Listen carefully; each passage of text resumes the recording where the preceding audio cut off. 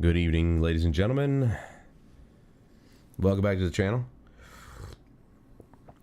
I'm doing things differently tonight, relaxing. I'm tired. It's been a long day. So I'm just gonna chill, continue watching this video. I might record doing like my reaction to this. It'll be my second reaction, but I don't remember exactly everything in the video, so it'll be like my first reaction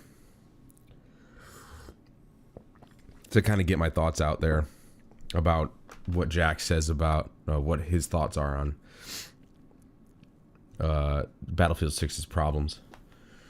But as of right now, while I enjoy my coffee and I got a couple brownies, I'm just gonna watch Luke Stevens and things like that. I'm also going to delete these. I want to start a fire. Let me start a fire. Come on. It's always funny when you don't want to start a fire is when there is no fire. But like I just deleted a warehouse for some reason. But like the moment you want a fire, they're nowhere to be found. Like, what are we doing? I'm just getting trigger happy. I'm just deleting any building with a tower, even when it's not. Like this for example is one of the doctor's offices, but I just deleted a couple of them because I was, ooh, tower must be a fire station. Nope. It'll happen soon enough. Soon enough. We just have to be patient for the devastation to kick in. But even in the sandbox mode, you'll see little things like this. So we have a request from the Emperor. If I click on this, you can see a lavish banquet is being organized for the Emperor's most important friends and foes. You are tasked to send food, drink, and other pleasantries. What will you provide for the banquet? They're requesting 84 tons of bread, fine glass, which I have none of on this save file. Delivery time is 1 hour, and we need to deliver them to Diana's lighthouse. And if I accept this, you can see it will have a reputational impact of +10, which is very nice. My current reputation is -7 with him, which is not great. And if I decline, it will just make our reputation even worse. And this is important for other late game stuff because, again, the reputational stuff is something you want to juggle. So I'm going to accept that, and then I have to deliver those goods, again, using those ships that I can produce at a shipyard, for example. I can just go over here. I have the materials to do it. I click this, and it will start to manufacture and build the ship. And you can actually see them doing it in real time. This is also one of my like favorite little things in these games is like watching the civilians walk around and do stuff. You can see these guys carrying the barrels of stuff they need. Why are you doing it? You can roll them. They're barrels. It's like straight out of Breaking Bad, you know, when they're carrying the barrel instead of rolling it. That's what this makes me think of. Roll the barrel. It's literally a circle. It's a cylinder. Do it. No? Okay. Well, it's as if they could hear me. I don't know why I'm yelling at the NPCs. But seriously, there is a lot of depth and complexity in these games. Some of you, I'm sure, are going to look at this city and be like, what the hell are you doing? I'm trying to start a fire is what I'm trying to do. And it doesn't want to start. So I'm going to go on the fastest speed, and we're just going to see if I can brute force it. But there is so much complexity. There's so much stuff going in here. Anno typically is a game more about building like intentionally than just about scale. So some games like old school Stronghold Crusader, for example, you can build really wide and you're fine.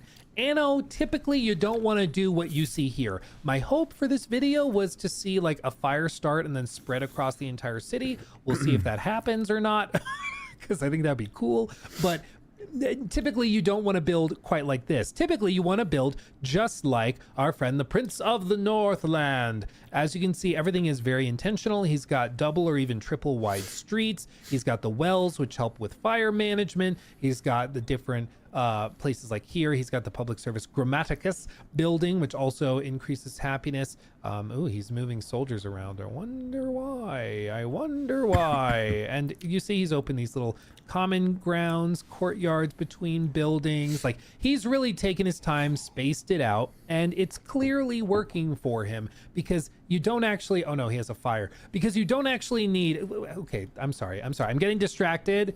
ADHD brain, but I am trying to start a fire. Oh no, it did start in my city too. Okay, so finally, okay. I was about to complain that like He's so good at everything. He's even better at destroying his own city than I am. But this is what happens, for example, when you don't have fire safety in your city, is that a fire can break out just naturally. But if you don't have the infrastructure set up, it will just slowly spread across the entire city, or even just part of it, and destroy those buildings, kicking those citizens out so that you have to replace them or quickly repair the buildings. And as you can see, there's no one really going to help because I destroyed all the buildings that would normally do that.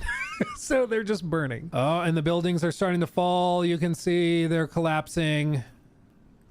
There you go. This is what I was hoping for. Each individual fire that breaks out, you can see in this little tab, if you open it up, it will describe how, like, frequency, roughly an hour and 1 minute. Great fires are up to 20 buildings, so it's not typically gonna like spread through the entire city with like the entire city burning down, because that could get really frustrating, certainly. But it's going to ignite individual fires, and those fires can burn, like in this case, 20 buildings. The hell? Why can't I do 4K? It's fully capable.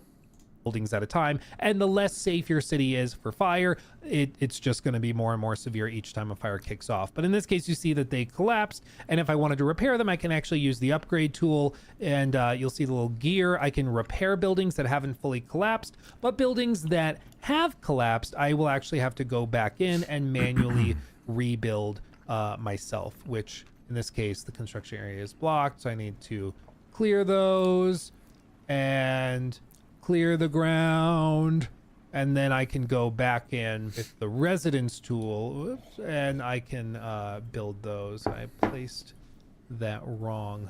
Hold on. There we go.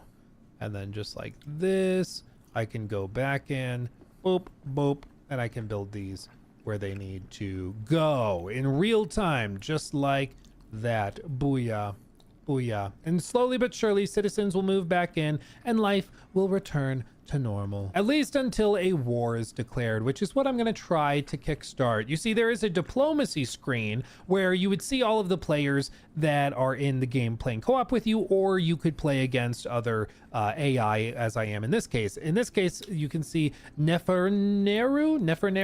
I can select this, enter negotiations, and you'll see he won't accept these things because we don't have a good enough reputation. If I enter the war declaration menu, I'm gonna declare all-out war, just cuz, and I'll declare that many thousands shall string their sinewed bows. Uh-oh. And we're gonna see how this goes, okay? Oh no, is he already here? Oh, bro. Okay, this is gonna be funny. This is gonna be pretty funny. Oh, I have a reputation as a troublemaker for randomly declaring war. Do I have to update my drivers? For basically no reason. Probably. No. So why is it... No, you son of a bitch, dude.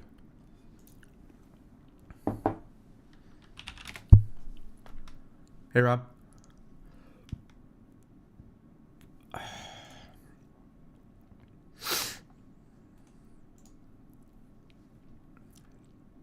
Reason. I also have an uprising over here. I want the entire house of cards to crumble down in this video. We'll see. We'll see if it does. Oh, here it comes. Here it comes. So you see, I have these civilian ships that are doing trade missions and stuff. He started hunting them in the sea while he is collecting his navy in the Great Sea. Oh, God. Preparing to attack. He's staging all of it. It's not great. Not great. They're swarming, dude. It's like piranhas. Oh, God. Oh, yeah. There goes another one. There goes another one. Did I watch the Valve stuff? I don't know what the Valve stuff is. They sunk the ship. They're going after this one now, too. Poor little trading ship.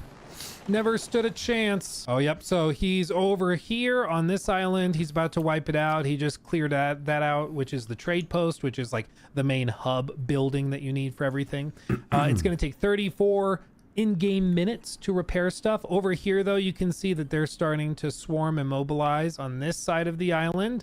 Let's see if they come this way. Oh, God. Oh, God. They're all swarming. They're all coming. I wonder what he's planning. I wonder. Oh, look, he actually brought them onto the beaches. Oh, here we go. Okay, I mean, bring it on. Bring it on. What YouTube channel am I gonna watch that on? What you got? What you got? I'm gonna bring these spearmen. I mean, there's not much you can do. Is it a we video know how or this story ends? But we're gonna bring these guys up here, and I'm just gonna bring them over where he's got his guys there. And we're gonna see how quickly this falls apart. It's not every day that you like intentionally are building something just to knock it down, but you know what? It is kind of fun. It's kind of fun. Okay, so in this case, we are basically just gonna that doesn't help send me. everybody None of we the people have I because I want to subscribe get to some. have a video I want on to it. get some footage of like a big battle, hand-to-hand combat style. So I'm gonna send all of. I mean, I don't know. There's this. There's Inside Games Daily, so maybe this is something. Maybe this is what we've got here. Because I just refreshed this page, so this just showed up. So maybe we could watch that. My crew in to attack just like this. We're gonna see what happens. I'm gonna fast forward a little while they move in. We're gonna see see how advanced they really are. We're gonna take a look. We're gonna take a look. Here they go. They're charging in. The spearmen. It's not going too great. They're just kind of poking each other, but they're trying. And then I have these guys coming in. Some more spearmen. I have even more spearmen also coming in. We're gonna try. Got the backup. The cavalry's coming. I mean, not literal cavalry, but like, you know, metaphorical cavalry. In this case, this is funny because I think he's just not touching these soldiers. So if I fast forward, you can see they're just plinking away. They're not like defending themselves at all. But now the triremes come. Oh, he brought literal cavalry. Okay, I guess he was just like baiting me in. Ha! Oh. Hey, I fell for it. He got me. Shit Oh no. His Oh, guys no. just died And immediately. then here come the literal cavalry. Oh, they're all charging in. Real-time battles. Here we go. Oh god. Sorry guys. You fought valiantly, dude. And then he's got the big catapults just launching stuff into the air. Honestly, this is what I was hoping we would get on camera. I kind of forgot at the start of the video I could just declare war on him, and then he'd be like, really? But you know what? This worked out quite nicely. So you'll see how quickly he's able to just plow through these guys. There's some archers here, but they're not going to stand much of a chance, especially with the cavalry coming in. So they disperse and try to break free. They panic and run off. And you can see he's very close to winning the war already, taking the city, but he's going to charge in and pretty much clear things out. And if I wanted to see what the battle looked like at night, I could just do that by clicking this, and then I can go forward some time. Maybe I want to just go to midnight, basically. I can do that to see what it looks like, because it is just cosmetic. You can just see what it looks like and pick your poison. Yeah, I haven't watched DF in a while.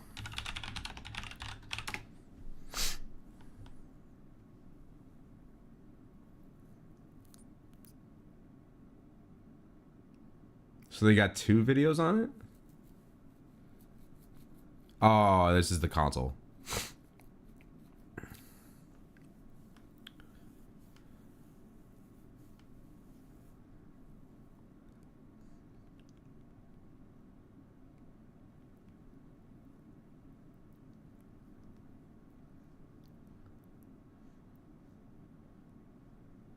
Let's check out Linus's thing. Everyone knows that outside-in tracking is just better for VR gaming. It's faster, more accurate, and it's more reliable. Well, here's the thing. Valve isn't everyone, and the new Steam Frame took my expectations of a lousy, flaky experience in a It even looks more like form-fitting and actually good, like comfortable. standalone VR headset with camera-based positional tracking, and blew them away. They also blew away my expectations for their new Steam Machine and Steam controller, but that's a separate video. We'll have that link down below. In 2 words or less, this thing is impossibly good, and maybe more importantly, impossibly versatile. They managed to make it lighter, more comfortable, and higher fidelity than the OG Index for PC VR gaming. They managed to bolt an ARM-based computer to it that runs mobile VR games and applications.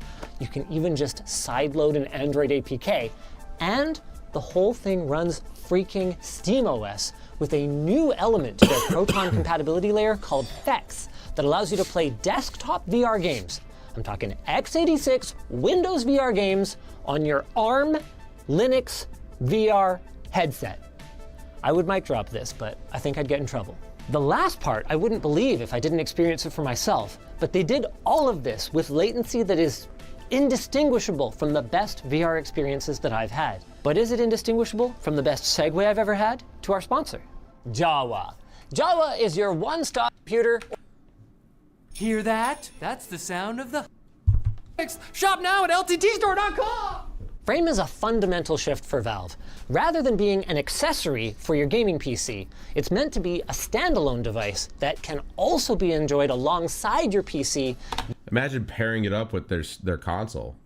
That's probably what they're trying to do here. Using wireless streaming for VR, which sounds horrible, but somehow it's not. Let's take a closer look at the hardware. Then we can talk about how they did it. I wonder how much longer Linus has to wear those braces. The headset that I'm holding is actually made up of multiple components. The core module contains the actual computer and weighs under 190 grams. Then next is an audio module that can be detached with 3 clips under the foam gasket. Then there's the head strap and a battery pack that is cleverly positioned at the back to help counterbalance the device, improving and only comfort, one wire. and also to make it a little bit easier to cable manage if you wanted to have an external battery pack. The optics are, simply put, flipping incredible. Like other leading headsets, they're using pancake lenses, but unlike some other headsets that use pancake lenses, there was very little in the way of internal reflections visible in the demo applications that I use today. It is possible that with brighter light sources, it could show up a bit more, but that's going to be something that I'll have to save for the full review. What I can tell you is that under each lens is a 2160 by 2160 LCD display that's capable of anywhere from 72 Hz, 4K for power essentially, saving, up to 120 Hz with a 144 Hz experimental mode, just like we had on the Valve Index. As for why Valve decided to use LCD rather than OLED, it basically came down to the light losses due to the pancake lenses. Ooh, since I'm pointing at them, on the inside of each... Yeah, but here's the thing. And again, I still think that it'd be awesome to have OLED just everywhere, but like my PlayStation Portal is an LCD and it looks amazing. So I think LCD tech is really just, people want to throw it to the sideline so quickly, but I think there's a lot more that we could do with it. lens, maybe you could even see them if you went cross-eyed enough, is an eye tracker that's obviously going to be great for social VR experiences, but perhaps more importantly, enables Valve to do what they call foveated streaming. But it also, and again, LCD, the benefit for it is the brightness levels, clearly, power saving, cost saving. There's just a whole bunch of reasons why LCD is still being used. Which I'm going to have to explain later It's the most because mature it gets a tech little we in the have weeds. First, in let's take a look at the monitor controllers. tech. Valve fully acknowledges screen that tech. these are very similar to other designs in the market, but Yeah. they wanted something that was both great for VR and also great for your non-VR applications if you just want to use your headset as a giant virtual display. And they still managed to add some Valve touches to them, putting capacitive sensing on all input surfaces and on the grips, so you can still do 5-finger tracking just like the Knuckles controllers from the Valve Index. Wow. They have 2-stage actuating triggers, 2-stage actuating grips, which unlocks a ton of control customization. They use the same magnetic thumbstick as the new Steam controller for better reliability and a very small dead zone. And they each have their own independent gyros that can be rebound for aiming or whatever you want. I can't tell if they were being suggestive there, given the popularity of certain VR applications, but I can't say for sure that they weren't. Both controllers have an integrated IMU to track positional data and 18 infrared LEDs that can be tracked by the 4 high field of view cameras that are integrated into the frame's core module. These were strategically positioned so that even if you were, say for example, drawing an arrow from a quiver, it should be able to maintain tracking. That's one of the biggest issues, even for the PSVR 2, is sometimes you know, reaching back for something or your hand going behind the headset can sometimes lose tracking, albeit briefly. So I still strongly believe in inside-out tracking. I think that outside-in tracking or towers tracking is probably still the most accurate and still the best, but I think inside-out tracking is the most convenient, and I think there's still a lot you can do with it, or that needs to be done with it. And it looks like Valve is basically saying, well, it's based on the camera position. Of course it is. You know, imagine if they had maybe the 2 in the front, the 2 on the top, and then, you know, 1 on each side looking backwards, then maybe that would work. Right, and you know, the PSVR 2 has, if I'm not mistaken, it has sensors in the controllers where it can kind of, I guess, predict, or just it can tell where your hand is in relation to the headset and so on and so forth. So there's tech inside these things that is really impressive, but Now, I didn't get a chance to try that, it still needs nor a lot did I of get work. to fire up Beat Saber, my favorite application for evaluating controller tracking under extreme conditions. But from just shaking them around in the menu, they seem to track extremely well. Valve is claiming about 40 hours of battery life off of a single AA, and this battery compartment is a perfect transition into the customizability that's on display with this headset. 40 hours on a single AA? That's not even, like, the PSVR 2 can't even, the PSVR 2 controllers can't even come close to that. I'm down to 2 bars after one freaking session of, like, Beat the Beats or Pistol Whip. And that's like an hour. That's... What, like, I don't understand how lithium ion still isn't good enough. I don't understand it. Maybe, well, it certainly doesn't help that I have, like, I don't have the adaptive triggers turned on all the time, because those games don't really... Pistol Whip, I kind of want to try and get, like, the best score I can get, so I turn off the adaptive triggers. I still have the vibration on, so that definitely kills the battery life, but... They're going to have an optional accessory kit that includes knuckle straps for the controller, as well as a second head strap with a top Velcro piece if you like a bit of additional support. I personally liked it better, but I also didn't feel like it was necessary like it is on the much heavier Apple Vision Pro. I probably would go with the center strap. But why is it an optional accessory kit? Like, shouldn't straps be necessary on the controllers? I mean, I guess it's got the wrist strap, but like knuckle strap is like, that's more secure because you could just let go. There's a lot more to customize on the frame itself too. It includes a spacer gasket for folks with long eyelashes, and Yeah, but do they give a price at the end here? to improve compatibility with Or glasses. do we not know yet? Valve fully acknowledges that not everyone will want to use that right. because it does take away a little bit from their claimed about 110-degree field of view. So they are working on prescription lenses for the headset itself. We even saw a box of them, but there's no specific timeline on that. IPD adjustments are handled Only 110-degree field of view. It's pretty standard. with a little knob on the top that spins a cog on the core module, and this is really cool. Right between the goggles at the bottom here is okay. an So expansion we'll find port out that allows pretty soon, up to I'm sure. two 2.5 gigabit MIPI cameras, or a single camera with a PCIe Gen 4 by 1 slot, allowing all kinds of possibilities for additional accessories, like if you wanted color cameras, for instance. You know, that was one of the cooler things about the Game Boy back in the day, is that you had all the different, like, the different colors, and then you had the see-through plastic and everything. I think we should bring that style back, dude. You know how many people would love to have a clear view headset like that? The built-in ones are only monochromatic. Or if you wanted, I don't know, a smell sensor, the sky's the limit.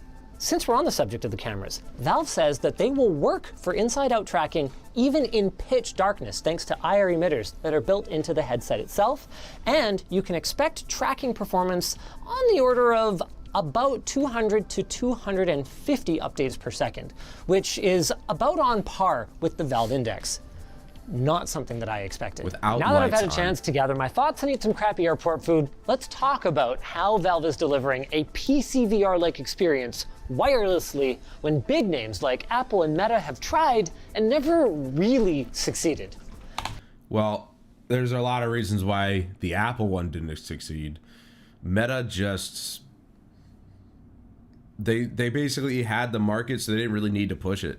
It starts with the least interesting they're looking getting part. complacent. This 6 gigahertz If this headset comes out at the right price, it's going to demolish a lot of competition. Because based on the tech that I'm hearing, Valve might have another win on their hands. Like, the Index was really right. They got complacent.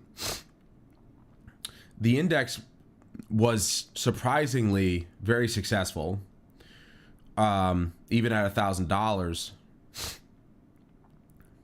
I don't know. I don't know if they could get away with $1,000. They might be able to.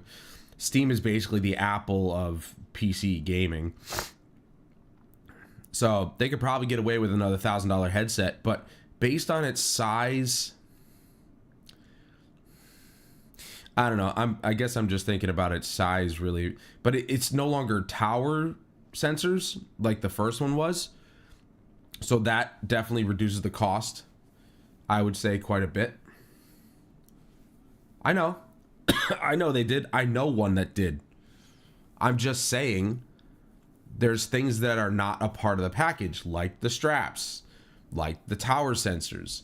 There's things that are being removed for probably cost reasons, and they've gone to inside out tracking. While, you know, a lot of this stuff is very advanced, it's also, a lot of it is in the PSVR 2 headset. The eye tracking, the foveated rendering, which I don't think it was mentioned that it has. It's got inside out tracking. It's just not wireless. That's definitely a big step up. So you got the battery pack on the back of it. So, you know, there's a lot of cost saving, and the PSVR 2 was only $550. It's still, in my opinion, the best bang for your buck VR headset because you can use it on PC. So you may not get all the benefits of what a PSVR 2 headset is for, but you could still pay $500, now less actually. I think it's like $400 now. Pay like $400, get a PSVR 2 headset for your PC, and the $60, you know, you're still paying less. You're paying less than a Valve Index or any of the other ones. And you're getting just as good experiences. It's just not wireless. Wi-Fi dongle. But I will say, of course, they have the PSVR 2 headset on the resolution of per eye. 4K resolution per eye is insane. Essentially 4K. Valve built the headset with 2 radios and 2 antennas for Wi-Fi, along with a third dedicated... Well, I mean, the PSVR 2 headset is also a full package. It's just that if you want it for PC, then yeah, you have to buy the $60 box for some reason. Antenna I don't know why for they your didn't. controllers. I don't know why they didn't just make it work through USB-C, like just release software or something. Or your Bluetooth peripherals. One of those Wi-Fi antennas handles 5 gigahertz for your game downloads, your multiplayer data, your voice chat, etc. The other one connects to a very high-end home router, or more likely, Valve's dongle using the so far mostly unused 6 gigahertz band. This is... No, you don't.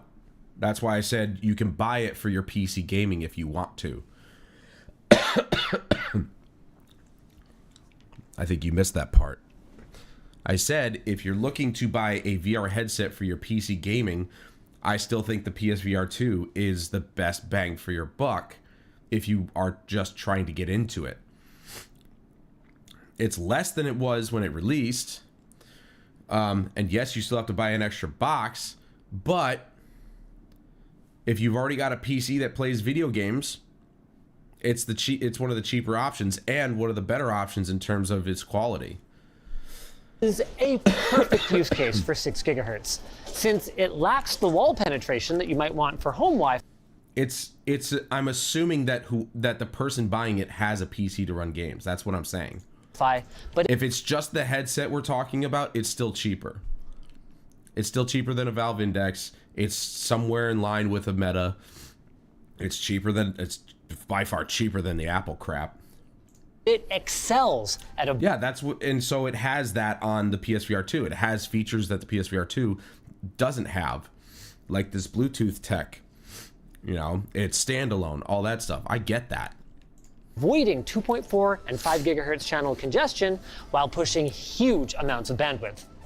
With that said, But, you know, that being said, because it's standalone, that means it's not the only competitor, but the main competitor is Meta. And Meta still is more affordable. If this thing comes out at $1,000, Meta is still more affordable than a Steam frame. while the theoretical maximum is right So up what there would with drive wired people to connections, buy this? in the real world, it falls for well standalone short of gaming? that. So, what's the secret? Foveated streaming. Seeing this in action blew my flipping mind. Basically, the idea behind it is similar to foveated rendering, where the headset tracks your eyes and tells your GPU, hey, only render the area of focus at full fidelity and save your resources on the rest of the scene.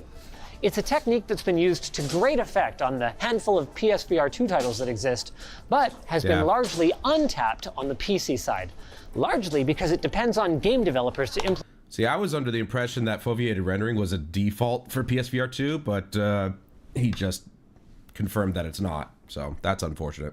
It. And also, most headsets don't have built-in eye tracking, so why Right. would they bother? Foveated streaming then. Again, same idea. Focus your resources wherever the eyes are looking. Except in this case, it's not the GPU saving on rendering resources, it's the video encoding stream saving on bitrate. So you get crystal clear, high bitrate encoding, exactly where your eyes are looking, and then a little bit blurry everywhere else. At least in theory. In practice, it reacted so fast that no matter how wouldn't quickly I tried notice, to move yeah. my eyes, I wasn't able to catch it. See, that's what's impressive about that is the fact that like they're able to do that. That is, I was just gonna say, like when you're in it with VR, when you're in it, you're not really paying attention to whatever's around your eye. You're looking at the spot you're looking at. You're not really paying attention to anything outside. So that's why foveated rendering is possible, because you're never going to notice anything outside of your peripheral vision anyway.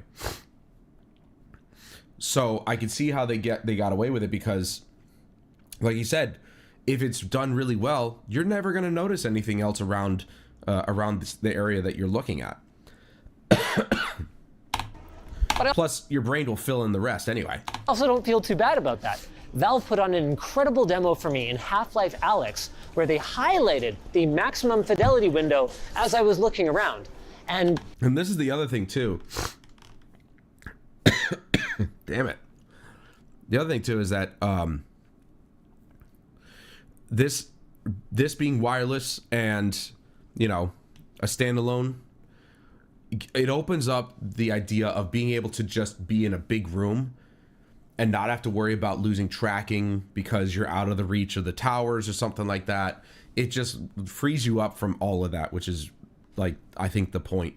even though they say it's only about 10% of the total VR, video that's the point where VR is going to really take off, I hope. stream, it ends up being a pretty large window. Wild. As for the encoding latency, well, thanks to some clever parallelization of the encoding, you can expect anywhere from 1 to 2 milliseconds of extra latency on a modern GPU, and 4 to 5 for a slightly older but still VR-capable one. Not enough to notice or to contribute to significant motion sickness. And it keeps getting better. I managed to get almost 50 feet away from the dongle without a noticeable difference in the experience. That's pretty Now, good. Granted, this is still line of sight, but it's a lot further than I can get with a tether. But see, that's the thing. If you have your PCs, like let's say I was in my living room and I didn't have any of the furniture. If my PC's up on my desk, that's infinite as long as it's line of sight, should be able to stay connected. Now, I did bring up the possibility Or if I just use an extension, a USB extension, just paste it to the wall or something. of more than one of these devices causing interference with each other. And Valve said that while they have operated multiple headsets concurrently in the same space, they haven't explored more demanding use cases like packed VR cafes. Moving on to audio. The built-in solution is both incredibly impressive and also a little disappointing. I'm impressed by the audio quality. They apparently had to use opposing drivers to cancel out the vibrations to make sure that the inside-out tracking wouldn't get messed up, and they sound fantastic. As for the mic, I didn't get a chance to test it, but Valve assured me that the mics should carry on the Index's incredible reputation for stellar microphone performance. I'm disappointed because I literally had the engineer who worked on the Index and this new headset in the room with me, and when I asked her for a gaming headset with all this same audio black magic, she just shrugged. So Ha. Well, and that's... See, I didn't know that the Index actually had a good reputation for microphone quality. Because it's like, I expected this to be a much better microphone than my older PlayStation headset, and it is, but it's still shit compared to my $40 MSI headset, which I have at work. That's the best microphone in a headset I've ever used. So to hear that a VR headset had a better microphone is kind of like annoying, because it's like, why can't they put that shit in here? Oh, sorry, y'all. I tried.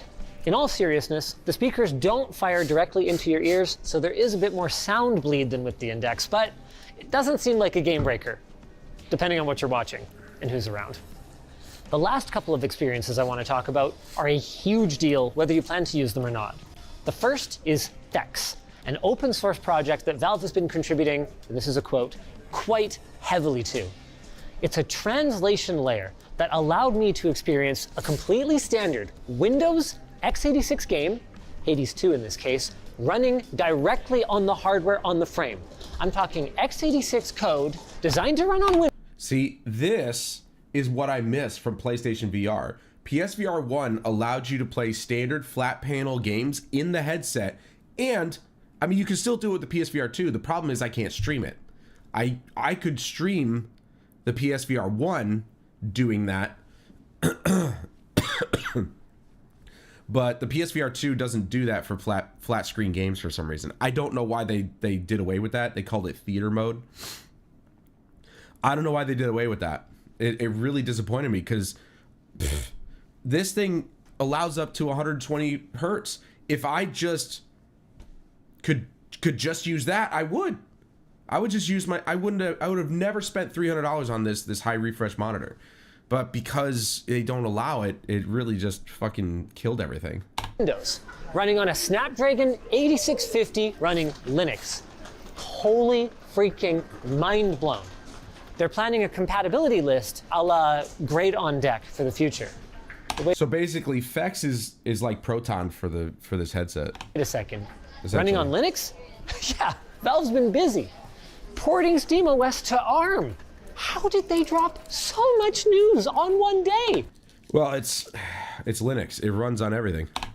The frame does everything that you know and love about SteamOS, I bet you called it like the Index. fast suspend and resume and performance overlays, except on your VR headset directly.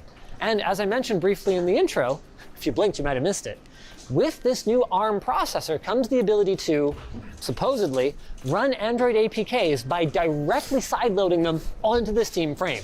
And given how many crazy. VR experiences are designed to run on mobile devices, this is a colossal win. And with Valve's commitment to putting micro SD card slots on all their devices, it can't be too hard to install. Now, there are still some areas where the frame doesn't seem to be industry leading.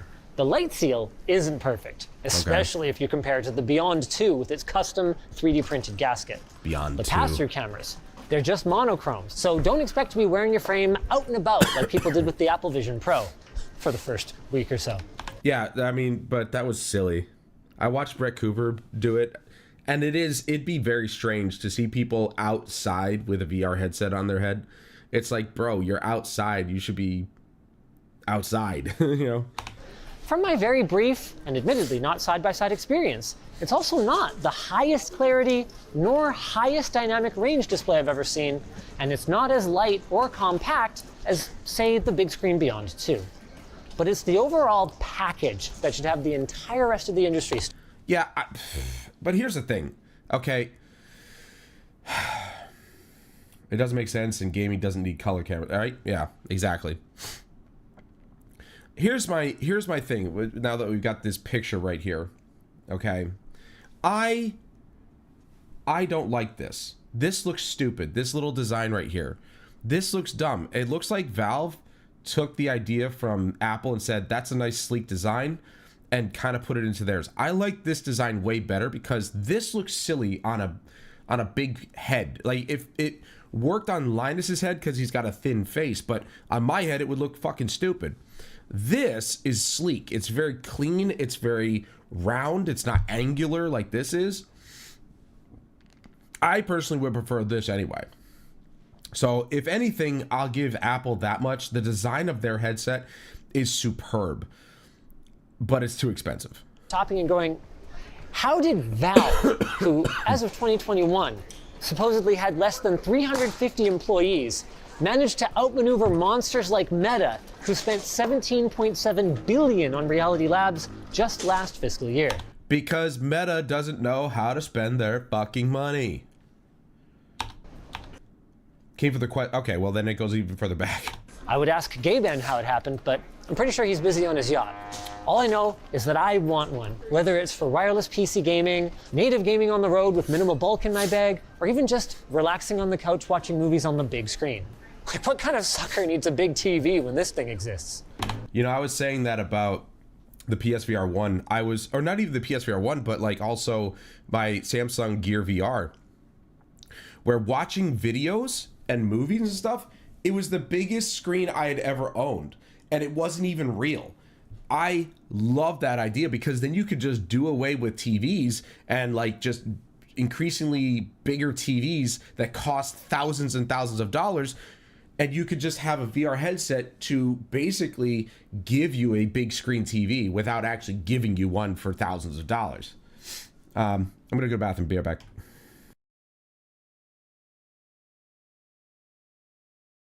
It's a great shot.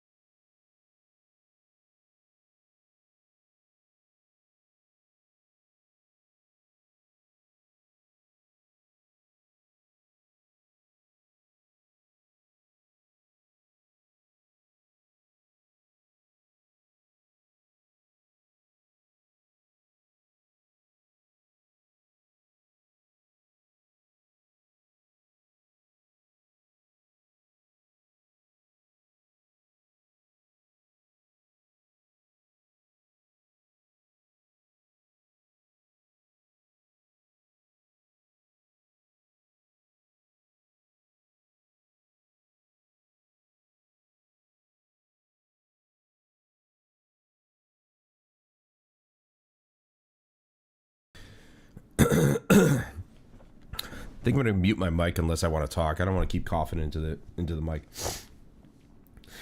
Yeah, but the couch viewing experience is gone if you take out the TV. I mean, is it though? Because you could just sit on the couch with a VR headset on your face and that's it. Like, obviously, if you want to have friends over, yeah, the TV is kind of necessary. Or a projector. But if you're just by yourself, like I am, like 99% of the time, a VR headset just makes sense because you're just sitting on the couch. Anywhere you look, the screen is going to follow you.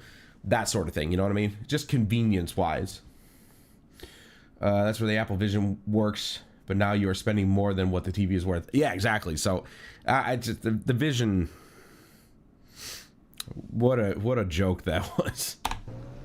So, with the frame clearly taking the place of the Index in Valve's lineup, what happens to all the users of the Index? Look at that design difference right here. How big this was, how small this is. Tethered wireless. Headphones, no headphones, but it has speakers kind of like the Quest 2, I think it was, where it can throw the sound into your ear without actually anybody else hearing it, or whatever the case. It was impressive. I was blown away by that. And maybe more importantly, the third-party ecosystem that exists around its base stations and Knuckles controllers. Way sleeker design. The short answer is the Index is EOL. But the long answer is Valve would love to see other players in the VR space approach them about continuing to support or even continuing to manufacture these devices. Whether that'll happen, I don't know, but at least Valve is open to the conversation. Just like I'm open to telling you about our sponsor. Saw that coming.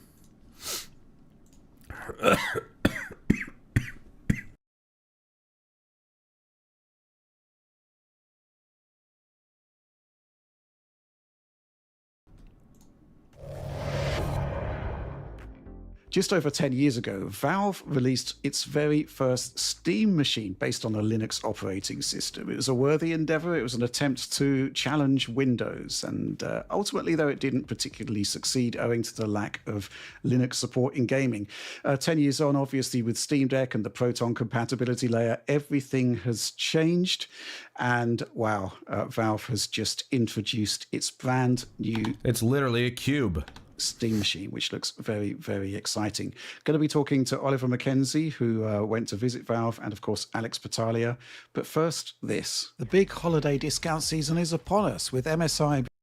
And here's the thing too, is that I hope that if this is reasonably priced, like they don't price it like a PC, but they price it like a console, where those of us who do have a Steam library of games that are pretty much just PC only, it would be nice to be able to buy a Steam console so I could just do away with this rig. This PC is gonna go back to the Cube case once I am able to turn it into something else. Bringing some of its biggest savings, the OLEDs like RXW, but there's more below for more details.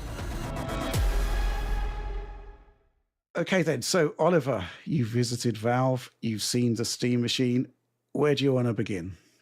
Yeah, I did. I was there about a week and a half ago to take a look at the new Steam machine and also the Steam controller, which is their new accompanying controller for the Steam machine, as well as standalone devices. So the basic premise here that Valve pitched to me with the Steam machine is that people are using their Steam Decks when connected to a TV. Dude needs some lip balm. And that can be a very good experience. John has talked a lot about his experiences using a Steam Deck on a TV. It can be very smooth, but the Steam Deck is not very powerful, or at least not very powerful in the context of console gaming or PC gaming. Really, it's a handheld, right? It's a power device. So in comes the Steam machine. It's a little box. You can see how small it is in my B-roll here. I don't have exact sizing on it. It's literally a cube. Smaller than a Series X. It kind of feels like a Series X with a chunk chopped off and turned on its side, right? So the exhaust is facing the rear, that kind of thing. It runs SteamOS. That thing is impressive. Look at that thing. That is so tiny. How did they do that? and it feels very smooth and stable, just like Steam Deck. It's a very quiet and subtle little system that's designed to be used as a console or in a console-like form. That's the key here. That's the benchmark right there, is Cyberpunk. It looks like it's running it really well, at least 60 FPS. Now, I don't know what the settings are, the graphic settings are. It'll be interesting to see what we're looking at here, but that's impressive already. Now, it can be used with the mouse and keyboard. It can be used with multiple displays. It has all that configurability. If you want to use it, you can use it with the Linux. And it looks like you could change the faceplate, which is really cool. Desktop, you could do all kinds of things. That'll be a big selling point for a lot of people to be able to customize their but it's oriented towards their box experience. That's the key takeaway in terms of form factor and use here. So to me, this is like a bit of a validation of a thought that I've had ever since the Steam Deck was released, which is like, wouldn't this be great in a console box? That's exactly what they've done with the Steam machine, basically. So it runs, you know, if you're not familiar with SteamOS, if you're not familiar with Steam Deck, I'm sure you are, but it basically runs PC software in a kind of padded room where it's hard to hurt yourself. They try to sand off as many edges as possible. That's awesome. So it's like taking this thing that historically... That's a game right there that I really wanted to get. I think, I believe Troy Baker is actually one of the main characters. I tried a demo of it. I can't remember what it was called, but it was very good. Has not meshed well with a home console, home theater experience, and making it work within that context by using a mix of software accommodations and the hardware accommodations, which I'm sure we'll talk about shortly. But yeah, that's the general outline of this system. In broad strokes, that's what it is. Wow. Alex, what do you make of that? Well, I mean, I think this is something that we'd been talking about for a long time. We imagined Valve would be pushing in this direction after they started working on the Steam Deck and bringing that out. We thought it would make sense to bring a higher performance console-like experience out. And this is leveraging all their work on Linux, DXVK, Proton, everything that. And people are really quick to forget. The PlayStation has been on a variant of Linux for I don't know how long at this point. PS3, maybe? So, Linux gaming has been working for years. People just seem to like to forget. It's been happening the last essentially 4 or 5 years at this point at Valve, and it makes a lot of sense to me. And it's interesting to see that the hardware spec that they chose here, which we're going to be talking about in the course of this video, as it's, as I think, landing at a right price point with the right level of power, with the right set of features, is going to be like the winning combination here. And yeah, we'll be talking about that. Mm-hmm. Well, let's talk about the hardware, because in a sense, it is essentially a custom PC. It's literally built from the ground up with a very specific design target in mind. And also, I'd say relatively modest specifications, but obviously everything is relative, right? We don't really know what the price point is at the moment. I guess we can talk about that a bit later. Yeah, I know. Well, it had a lot to do, obviously, with the CPU. It was far too complex for what Sony was trying to do with it. So yeah. On, but Oliver, they actually showed you around the essential architecture, the building blocks of this machine, and man, that's a big heatsink and cooling assembly there. It is a really big heatsink and cooling assembly. I'll touch on that in a moment. It's quite a unique. Oh, but you can see they're using copper. It's not entirely aluminum, which is really good. Thermal design, as I'm sure you'll see. But basically, in terms of that broad spec, starting with storage, it ships with a 2230 SSD of either a 512 gigabyte or 2 terabyte capacity. It's an M.2 SSD. They just skipped over 1 terabyte. Hey, how about 512 or 2 terabytes? Like, I'll take the 2. Can fit a 2280 SSD, though there is space for that, and it's easily upgradable. And then there's, you can see that right here. So this would probably be the 512. This would be the 2 terabyte. I mean, a lot of people are just gonna go with their own. I'd buy a 2 terabyte and just slap it in. There's also an SD slot. It's not an SD Express. So it's standard micro SD XC. I asked about this, and in their experience, they said it works pretty well, but obviously that's going to have a pretty large speed penalty relative to the internal storage. So I'd imagine, based off of Steam Deck testing, you'd probably want to install demanding games to the SSD. But if you do have a Steam Deck, this is a cool feature they highlighted several times to me. If you do have a Steam Deck, or indeed a Steam frame, which we'll talk about in a separate video, you can take your micro SD card, unplug it from that device, plug it into another device, and get those games running on it, right? It sounds like Steam or Valve is trying to make up their own ecosystem, kind of like Sony has with the PlayStation. You know, all these little peripherals for the PlayStation just work together with the PlayStation 5 or with the PSVR 2 or with the PlayStation Portal and all this other stuff. So I like that. So it's a very easy hot swap kind of system there if you do have multiple games on an SD card. So in terms of the actual like meaty part of the specification, this is the interesting part. So the CPU is a 6-core AMD Zen 4 design at up to 4.8 gigahertz, they're quoting here. Doesn't surprise me it was AMD. It's always going to be AMD because they have the best CPUs on the market, in my opinion. As of right now, Intel has gotten way too complacent, and their CPUs are not very good these days. They don't seem to be able to compete with AMD when it comes to gaming. But you know, because AMD has the 9800 X3D, or it has the X3D chipset. So 3D Vcache has been a big deal for a lot of people. 16 gigs of DDR5. Okay. Yeah, I would say so, but you're not wrong. Most, like, say in my daily job, most laptops come with Intel. You're right about that. But even in the server space, AMD is still, I think, more widely used. I could be wrong, but you know, it's not like Intel's gone. It's not like they disappeared, but a lot of these smaller machines, the Steam Deck, the Steam Machine, mobile devices in general use either ARM or AMD. You'll never see Intel in these things. It only consumes about 30 watts, according to their spec sheet and according to a Valve employee I talked to. And other leaks have suggested it's based on a Hawk Point, potentially. That is a mobile APU that's similar to the AMD Z1 products. Those were based on the Phoenix silicon. This is like a slight evolution or refresh of that silicon. I'm a little bit concerned about that 16 gigs of RAM, though, because that's, if it's an integrated GPU, which more than likely it is, it's funny how they're not being very specific about what CPU it is.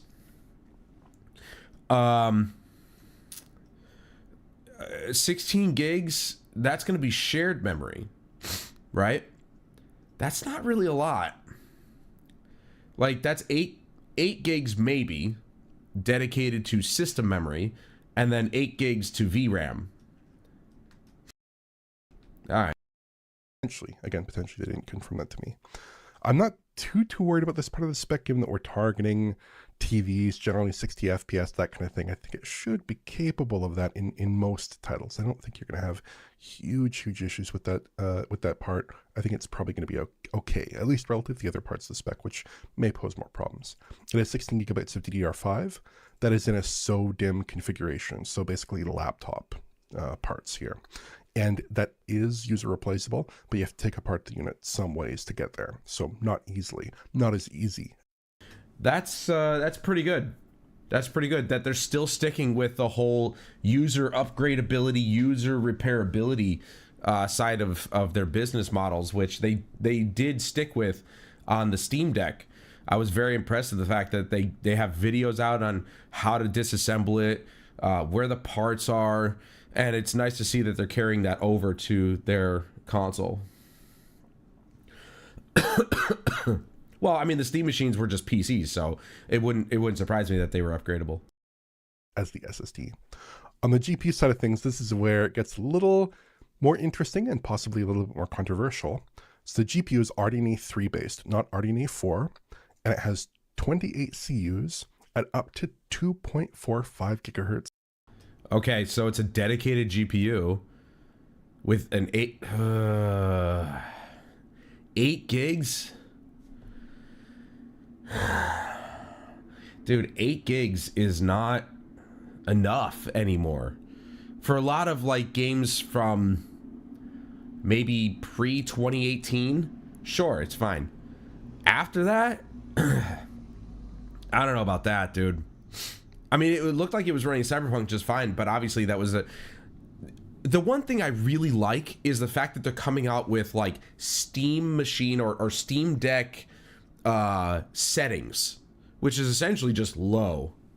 8 gigs, I mean 8 gigs isn't though. I would say 8 gigs for the large majority of the games that are out, which these days is indie. Yes, 8 gigs is more than enough. Indie games don't really demand a whole lot. Even if they're like really well done, they actually utilize the VRAM very well. But if you're looking to play those really demanding games like Cyberpunk, like Call of Duty, 8 gigs is not going to cut it. 12 gigs is not going to cut it. It has to be 16 minimum now, which is insane to even think about. But if you're not a AAA gamer and stuff like that, then yeah, 8 gigs should be fine. Sustained clocks. So if we look in the AMD parts bin as to what that likely is, that is weird though that they're going with RDNA 3, not 4. I think 8 gigs of GDDR6 on an RDNA 4 might have been better, but this might be a cost-saving measure going with the older tech. I don't know, but probably Navi 33, which is the same die that's an RX 7600. That chip, though, has 32 CUs. So this would be cut down slightly from that 32 CU allocation to 28 CUs. Valve says it's semi-custom. I assume the semi-custom means off-the-shelf part, new configuration, right? That's usually what that means. So in this context, it's not actually a very... That's the only thing I can think of is that it has to be a cost-saving measure. If they went with RDNA 4, it would boost the price drastically because it's the newest tech. New part, I would think.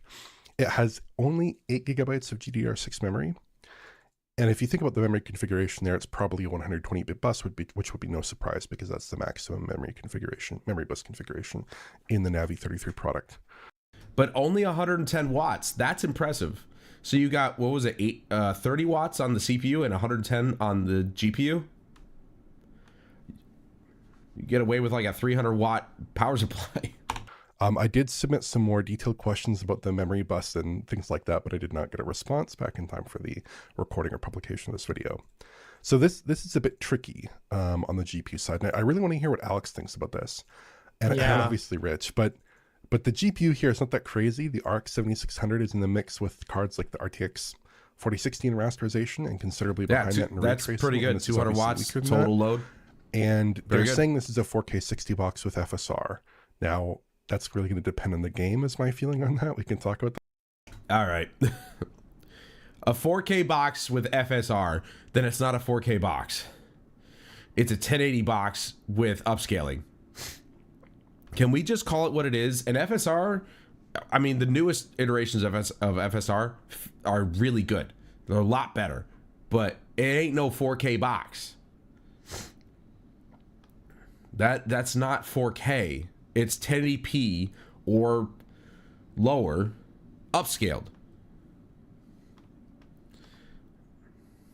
I'm being pedantic, but it annoys me now.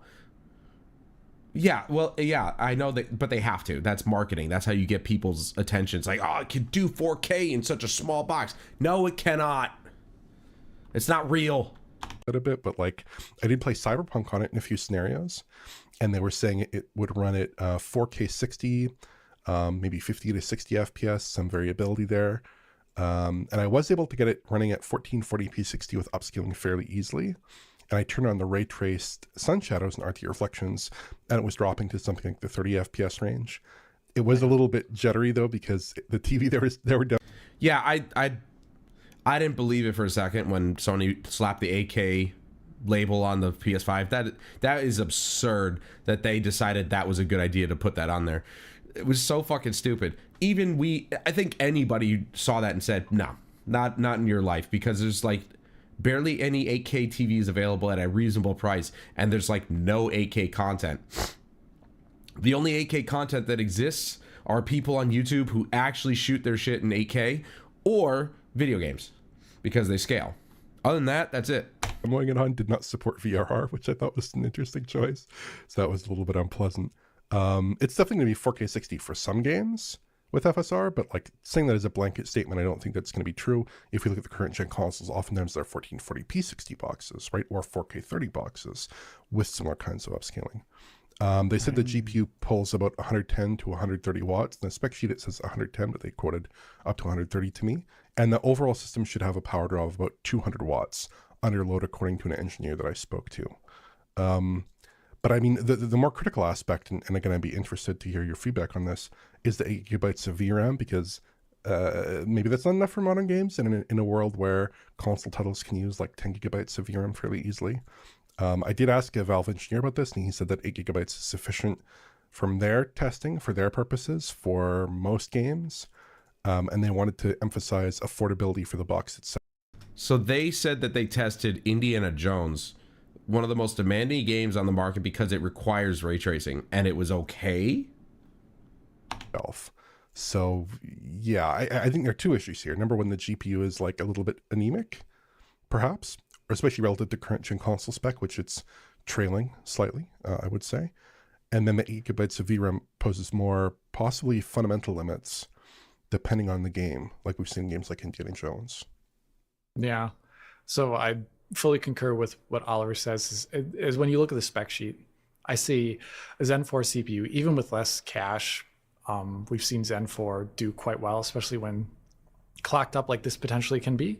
And I feel like that's actually one of the best parts of this device. You're getting a CPU that will last for a good amount of time and will be very capable. But then you get to the GPU, and there's nothing wrong with the device having a lower powered and less bandwidth GPU at all. If you They want you to use a Steam Link with a Steam console?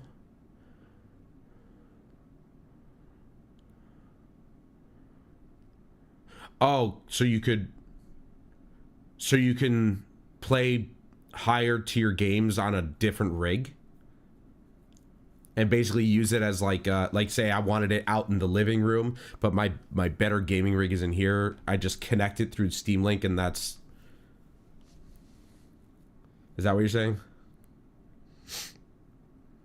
I mean, but then that takes away from the point of the machine. It's supposed to be a console, right? So, I mean, the whole point of getting this thing would be to play games like you're on a PC, but in a console experience. But I don't know. I personally would get it to put it right here next to my Xbox Series S and my PlayStation 5. It would be a console to me, and I would use it as such.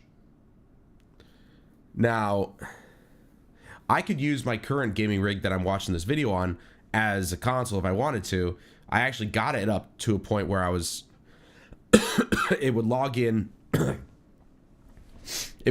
start up Steam in big picture mode, and boom, there's your console, right? Full controller compatibility and everything. The problem is, of course, that I only have, for the most part, I have PC only games installed on this rig because all the other games I have on console. So I really only want to use this machine to play PC only games that were only released on PC.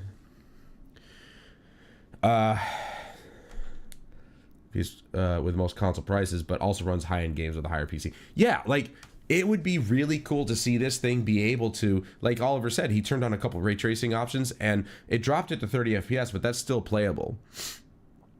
And it would be better, I'm sure, than anything you could get on the PS5. So, it has capabilities beyond the consoles, but it's a console PC experience.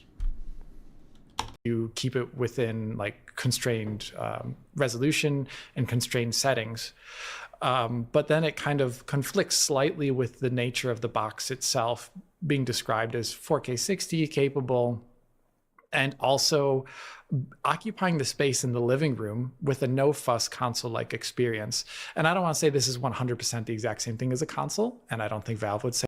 Right, and that's something I've always wanted for my PC, my gaming rig. Oh, hair. So many years ago, and still to this day, is to have that couch console experience, because there have been days where I'm out on my couch and I take my really long HDMI cable from my PS5 to the TV out there, and I'm just chilling on the couch playing my games and having a blast, you know, really comfortable. But there have been times in the past where I'm like, I really want to play that game on my PC, and it's hard, because then you gotta, well, back then I didn't have this long ass HDMI cable, but you gotta drag it out, you gotta use a keyboard and mouse, and it's a pain in the ass. Which is why I can really appreciate Valve coming out with SteamOS and really making the PC a console-like experience, but still getting that PC benefit. I'm going to see if I can siphon a little bit more water out of my dispenser. I haven't gone back to Walmart to refill the jug, so I'm just going to get what I can out of it.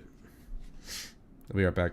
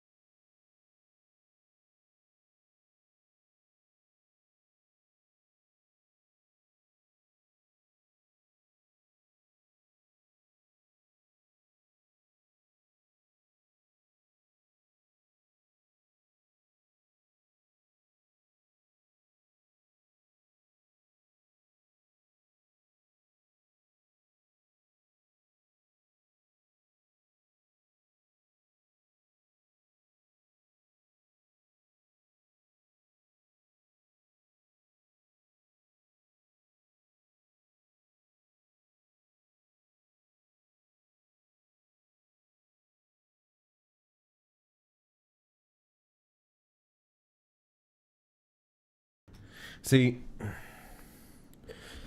well, I mean, I'm going to be taking Robitussin before I go to bed, so I'll be fine. I just need to have some water. Salt water is more for like a sore throat. I don't want to say I don't have a sore throat, but it's not sore like it, you would think it would be. This is the most coughing I've done in like 3 days. But the one thing I can appreciate that Valve is doing is what Sony tried to do with the PlayStation Portal. And they did it with the Steam Deck. They gave that handheld experience, but with your PC games. But they did it better.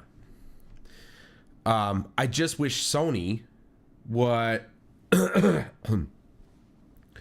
I wish Sony had done better with their streaming tech when it came to the PlayStation Portal. I don't know why they went with what they did, but they should have just came out with a new handheld, a standalone handheld. And I know they're working on one, but the Portal was just kind of like, it's a cool piece of tech. I personally love it. But at the same time, the streaming side of it is just not good. But Valve is still working with the old school 2.4 gigahertz dongles that have been working for years now. Sony's like, we'll do it through Bluetooth. And it's just like, yeah, but it's not good. I don't know. I think Valve does it better. Say that either, because they are leveraging PC technology. They are leveraging the fact that you load up PC games with like settings in them.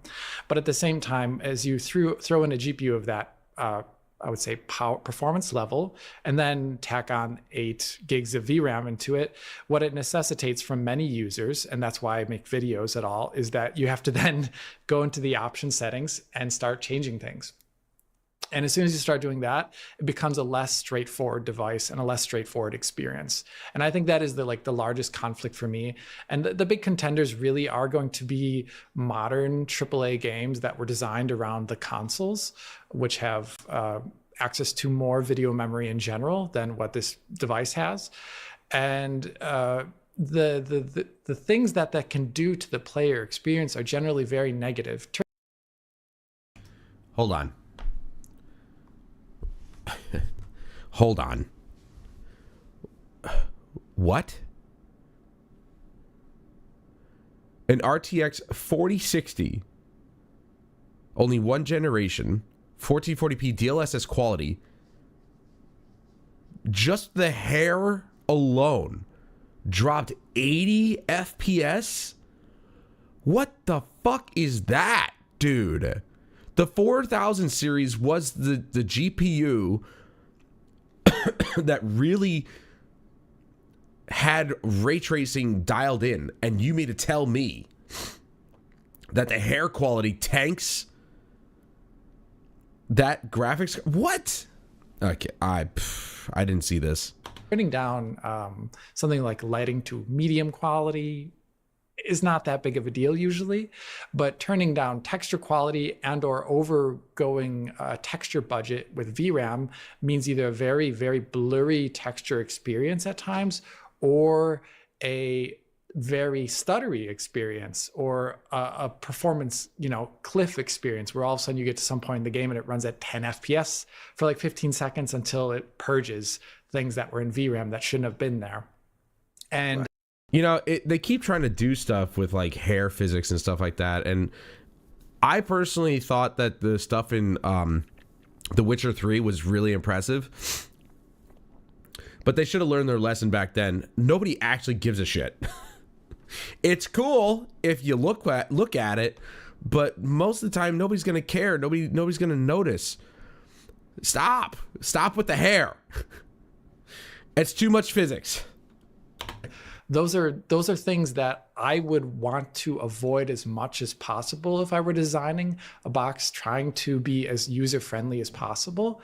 But I think that's what the interview that Oliver had with that one engineer described, that this is an affordability concern, which is something we've both heard from AMD and NVIDIA in the past. It's kind of how they've kind of justified the whole, that's why we put out an 8 gigabyte GPU. They've also justified it with gamers are playing at 1080p, something that I don't find nearly as plausible as a reason for it, because you can still have VRAM limitation issues at 1080p. So I feel like that is the lowest and the most questionable part of this spec that I would be curious to see running in the wild, because they only showed you a certain set of games, Oliver. I would personally like to see myself, okay, what happens when I load up Monster Hunter on it? Like, does this run terribly? Can it even run Monster Hunter? That's using, direct storage and stuff like that. And this is what I'm talking about. Look at this. This is the 9800X 3D with a 4060. Monster Hunter Wilds is a shittily optimized game. And it's pathetic. And then something like Arc Raiders comes out on Unreal Engine 5, the engine that everybody said was problematic, and it runs beautifully. So, clearly, it wasn't Unreal Engine 5. As Tim Sweeney said, it was not the issue.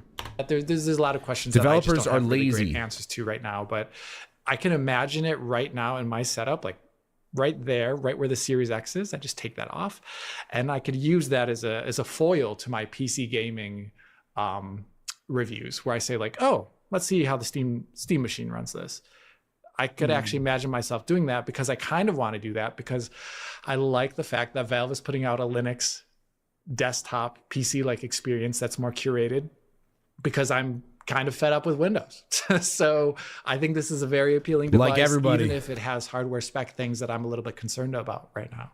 From my perspective, from a sort of conceptual angle, this is kind of like almost a preview of what Microsoft is going to be attempting to be doing with whatever its next generation thing is, which is essentially it's built on a PC operating system, but it is heavily games focused with a games orientated UI that you boot into, which I think is pretty great, which is proven to work on Steam Deck. And in this sense, Valve are way, way, way ahead of anything we've seen from Microsoft.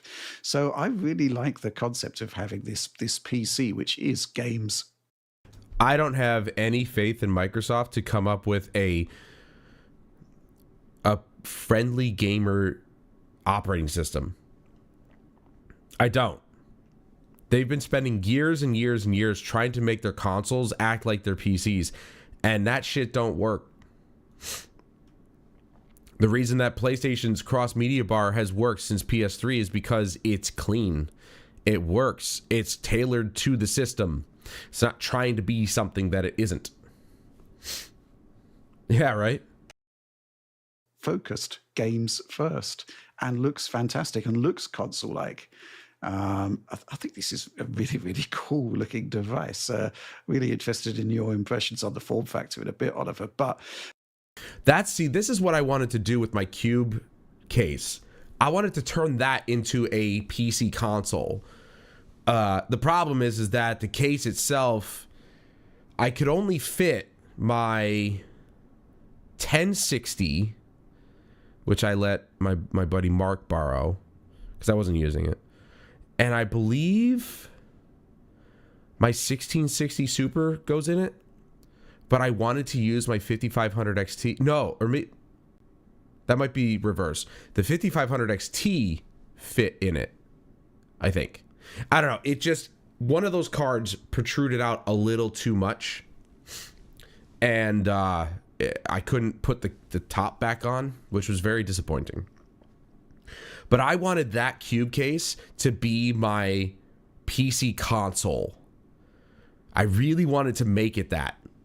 It would have been so fucking cool if I could have made it that way.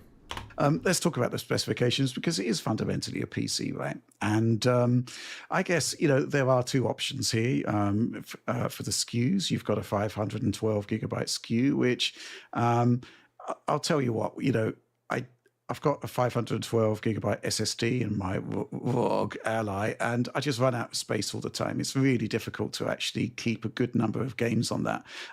See, now but that's PC.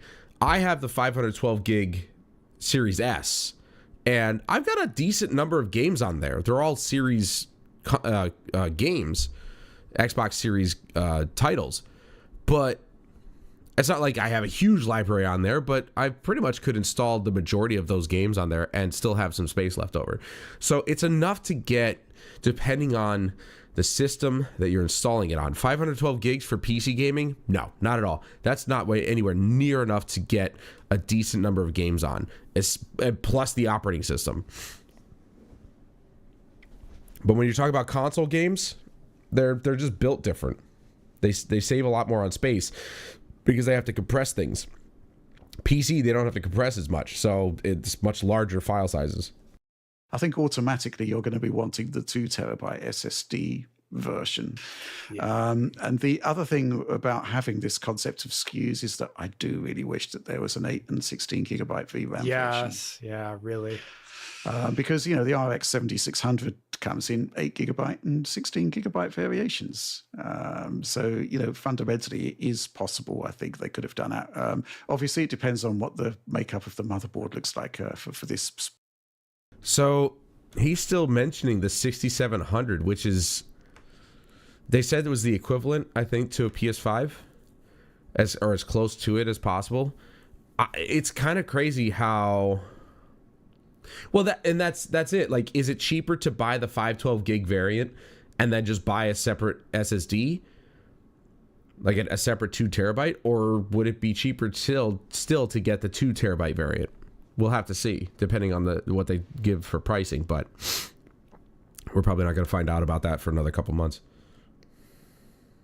Specific device, but I don't suppose you saw the motherboard, did you, Oliver? You I saw did not. I saw it semi-naked, semi-disassembled, but not completely. Okay. Yeah. CPU, don't have any problems at all with that, to be honest. Dude, that's not even an ITX board. That is absolutely a custom board. There's no way that they just my cube case, or the motherboard that's in my gaming rig right now, the one that's playing this video, is a mini ITX board, and it's bigger than that. So they absolutely went custom PCB on this. It's going to be absolutely fine, I'd imagine. I mean, obviously, games where we've seen fundamental foundational problems with CPU utilization, it's going to be better than the Ryzen 5 3600, which you often show in your videos, Alex, but obviously nowhere near the 9800 X3D, which you also show in your videos. But ultimately, I think it's fine for a device where I think they're addressing a specific price point. Now the GPU, I've been trying to sort of get in my head what we should be expecting from this, because it is fundamentally a cut down version of the RX 7600 desktop card, which, I think it was like $270 when it launched. It's okay. It's fine. 7600, not 6700, but you know what I mean. It's similar. Not fantastic. There are some cutbacks here. The TDP has been reduced. The CU count, obviously, 28 versus 32. So, yeah, I mean, there aren't any 28 CU RDNA 3 consumer gaming parts to actually compare to. If you go back to the RX 6600 RDNA 2, that is 28 CUs, and it's significantly slower. It's still super impressive to look at something like Forza Horizon 5 1080p extreme, so max graphics, even with 8 times MSAA. You take away 8 times MSAA, bring it down to maybe 2, that 74 FPS goes up to maybe 100.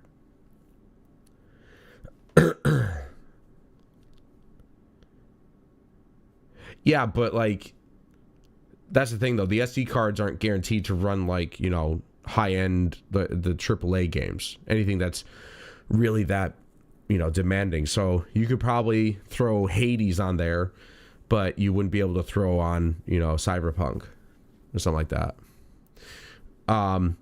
That still impresses the shit out of me. Forza Horizon 5 is an impressive looking game, and the fact that it can play at 1080p extreme at 8 times MSAA, which is essentially, it's not 8K equivalent, but it's sharp enough to kind of mimic 8K, I suppose. And the 6600 is still pulling 74 FPS. That's impressive. I'm not saying you can't. I'm just saying that it depends. Most AAA titles that try to push the boundaries of graphics aren't going to run off an SD card. Than the 7600. I've got some benchmarks here. I don't want it to be taken as this is what the frame rates of the Steam machine are going to be. That's not the case. It's basically relative performance under identical workloads between this range of GPUs, right? And I kind of suspect that we're going to be looking at some midpoint between the RX 6600 and the RX 7600 based on those benchmarks there. Right. And I've also included RTX 3060 and 4060 so you can get an idea of where it sits in NVIDIA land. I think that's okay. I think, the concept of it running 4K 60, I think it was, let's be clear, I think they were saying it's. I really wish that they did better optimization for Black Myth Wukong. That game could have been so much better if they just did better with the optimization.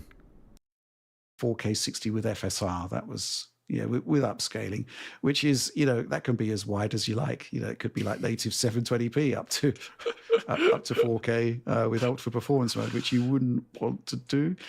I think 1080p is with upscaling on challenging titles is going to be probably what this machine is best suited for, and optimized settings. Obviously, these benchmarks, I mean, the nature of PC benchmarking is typically you ramp everything up to ultra, and as we've seen, especially with Unreal Engine 5, that is a fool's errand. You should not be doing that.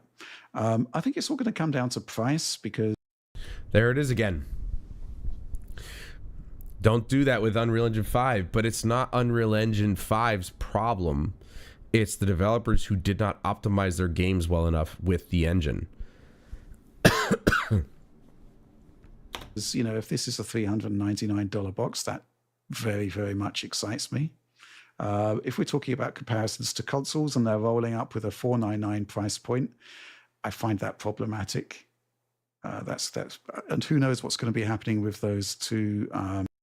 I don't know about that. Well, maybe, because the PS5, when comparing it to the new Steam machine, the PS5 and even maybe not the Series S, but the Series X and the PS5 definitely beat the Steam machine handily in that respect in terms of the specs.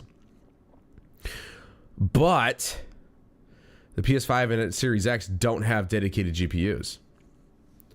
So they're limited in that respect. Whereas the Steam machine has a dedicated GPU. What are the prices of the consoles now?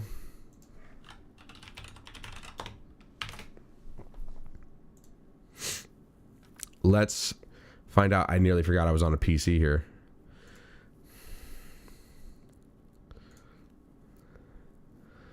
It's still $550 for this thing. So if they can come out with a Steam machine at $499, that's beating this price. I would say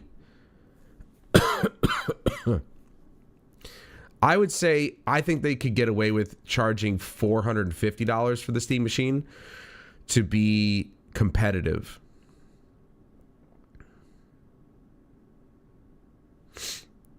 Yeah, it's a 1 terabyte storage, which of course you can just upgrade anyway. But I didn't expect it to be $400 or $550. I really didn't. I thought they would have lowered that by now.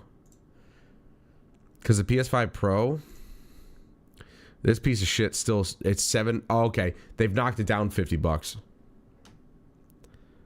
Or you can get the anniversary for $1,000, which is sold out, obviously. This is still too much because it doesn't come with a disc drive or the stand. This is false advertising in my opinion. This right here.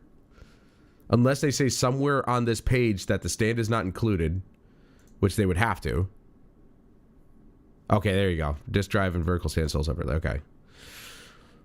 I just...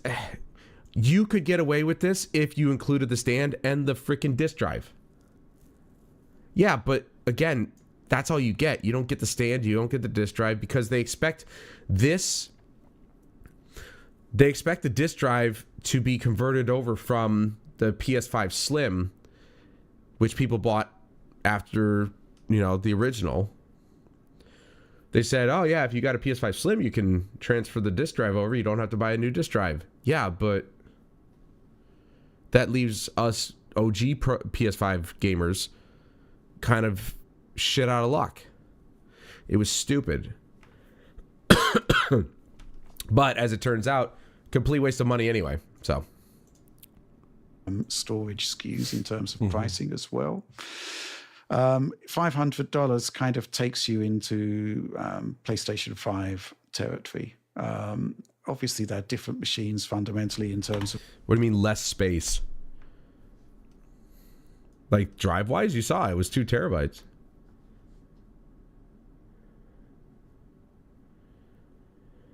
It just doesn't come with a disc drive or vertical stand, which again is just really stupid. Oh, no. No. There's only the one. $750, 2 terabyte, no disc drive, no vertical stand.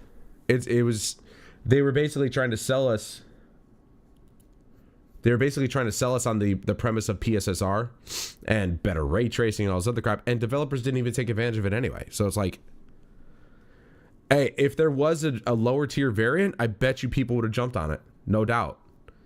But without the stand, without the disc drive, like, yeah, you could do digital, but not everybody wants to do digital. I still have discs. They're over here. Of one has a foundational PC basis, but you know, this is a console play as well. And I'd say in terms of where you're going to sit this device, it's at some midpoint between Xbox Series S and PlayStation 5, probably closer to the PlayStation 5 side of things. But certainly the PS5 probably will have better performance overall. Just need to wait and see. I guess this will be using Steam. Well, it is using SteamOS, therefore it's using the RAD-V driver. So there's going to be some interesting comparison points to running this on Windows, because in some aspects, RAD-V can be much faster than Windows, believe it or not. So yeah, there's a bit of a grey area in terms of performance, but I personally wouldn't have been saying this is a 4K machine even with upscaling. I think you've got to be on a much higher performance tier at this point with today's AAA games for sure.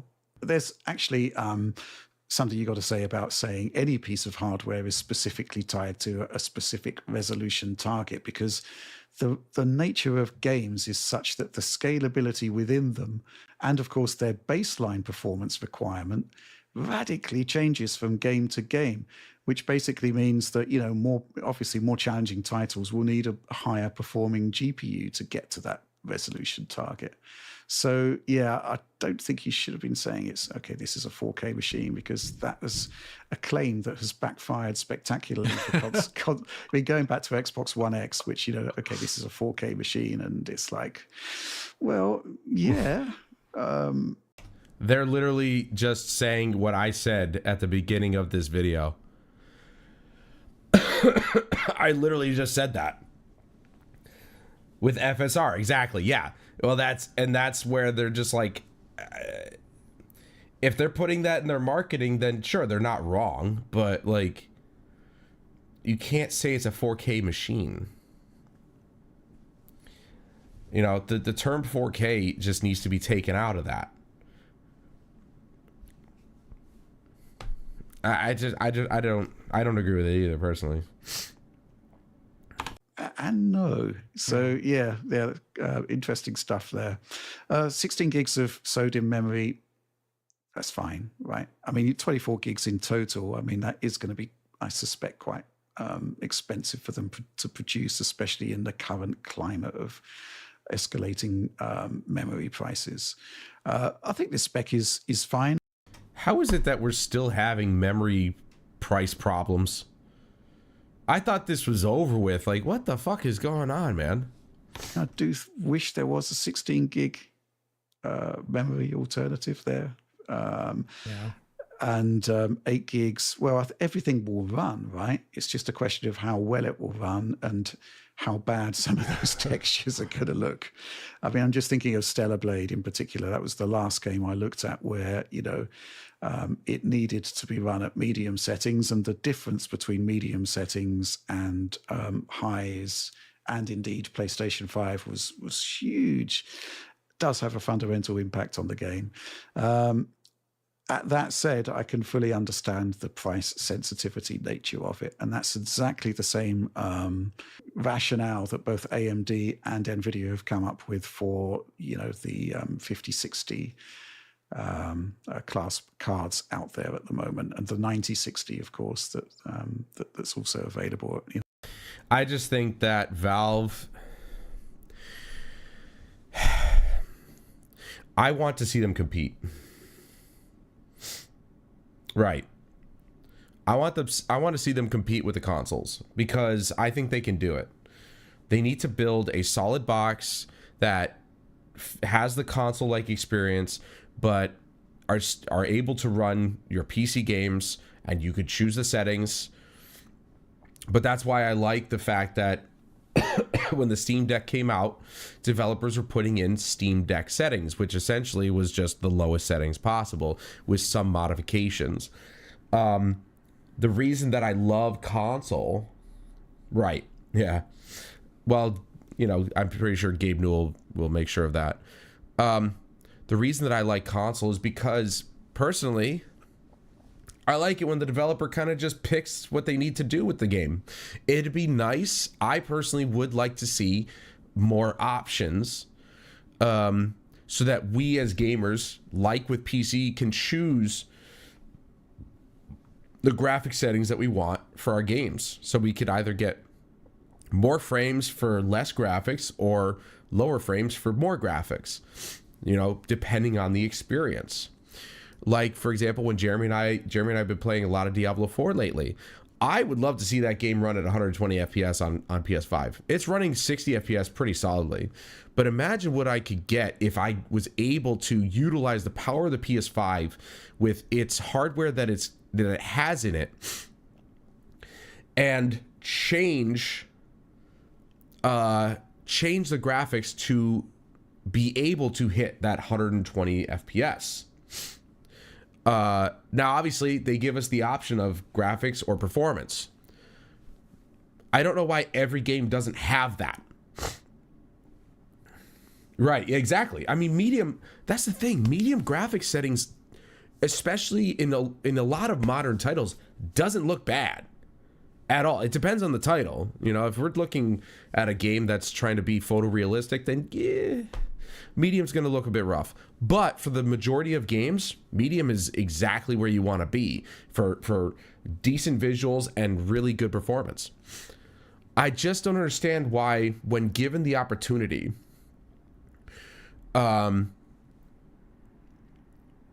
developers don't choose to have those two options in their game. Do you want more graphics or do you want more performance? The whole point of the PS5 Pro, according to Mark Cerny, was that they wanted to make those two options disappear and performance would just be the thing, right? They still aren't doing that. The only game that really utilized the power of the PS5, I think, to the greatest extent was Stellar Blade. I could fire it up. I don't think I have it installed anymore, but I can even fire it up right now and show you. There's like 4 more options just for the PS5 Pro alone. They're the only ones who have really, dove deep into the PS5 Pro and said, here are all your options that you have to play the game the way you want to play it. So developers really aren't utilizing just the PS5 standard to give us that performance or graphics options. I really wish they would, because I would love to see more games run at 120 FPS. I want to utilize this fucking monitor. I'm sure that Valve is working on a feature with SteamOS where you get to pick 2 options. Well, and again, I love the fact that when Steam Deck came out, developers started doing that with their games to optimize for Steam Deck. They just put a Steam Deck graphics setting in their games, which is really cool. So it made it easy for the gamers to just be like, okay, Steam Deck.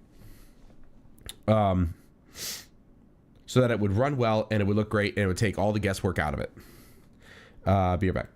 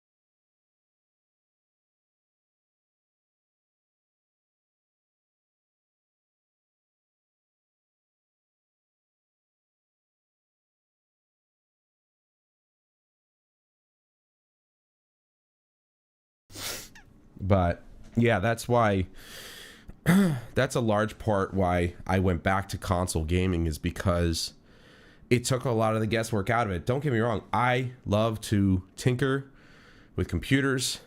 I love to mess with graphic settings and try different things. But it does get a little long in the tooth when game after game after game comes out horribly optimized or broken.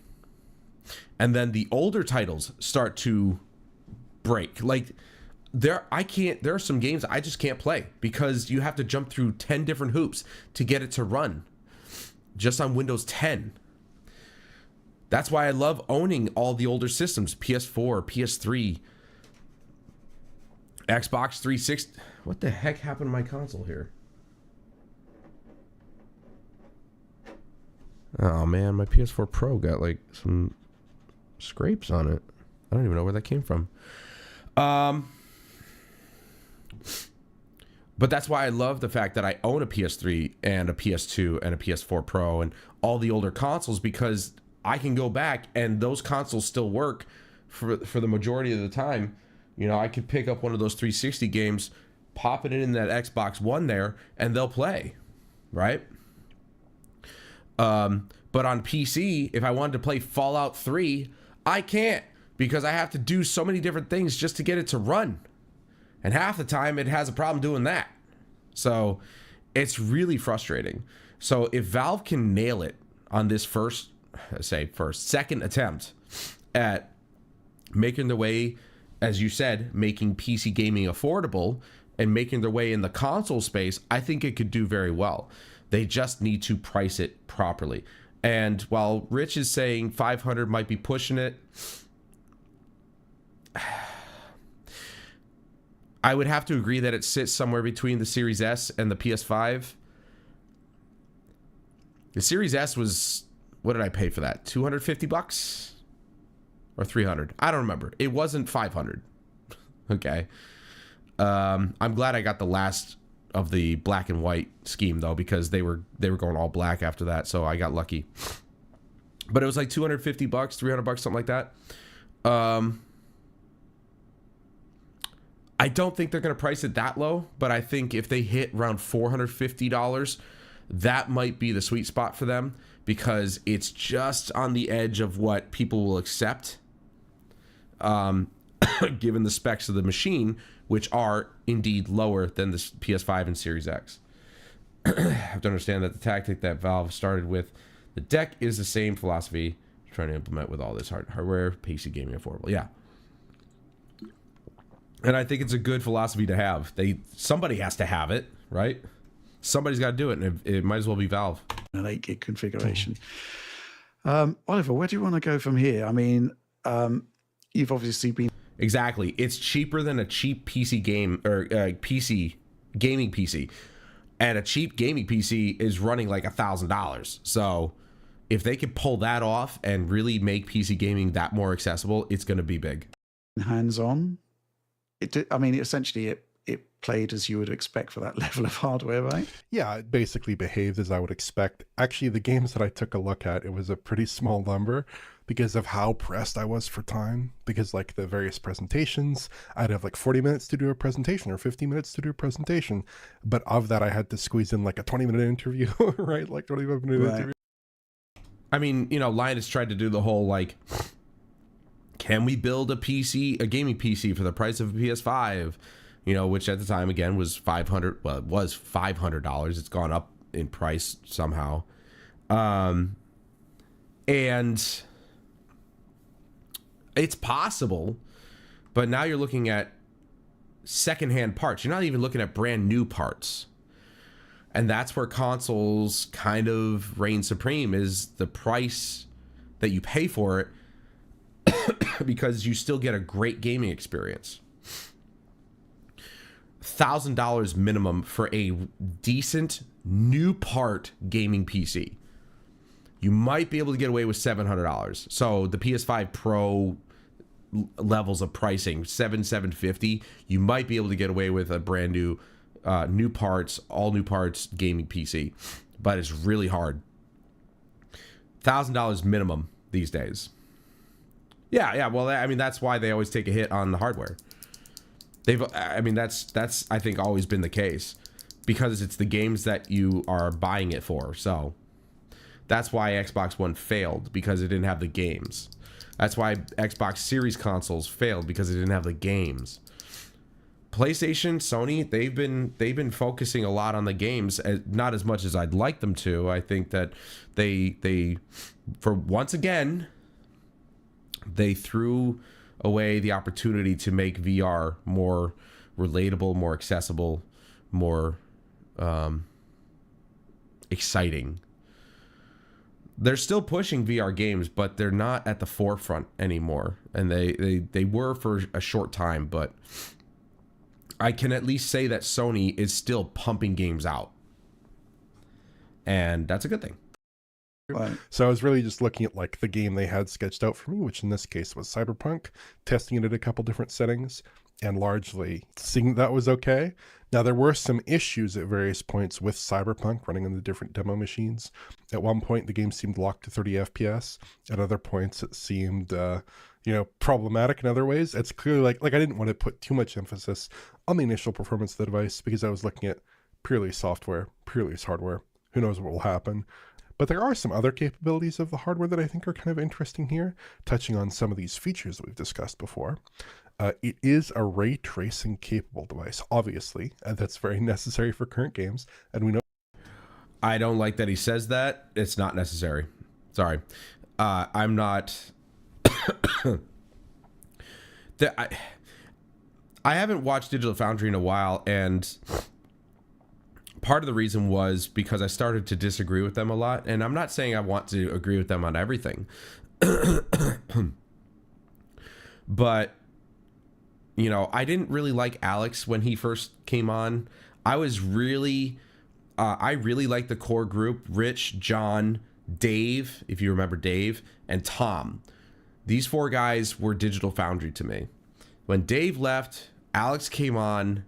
I didn't really like him. I'm okay with him now, but he's still kind of arrogant, which I guess is fine. I mean, if you're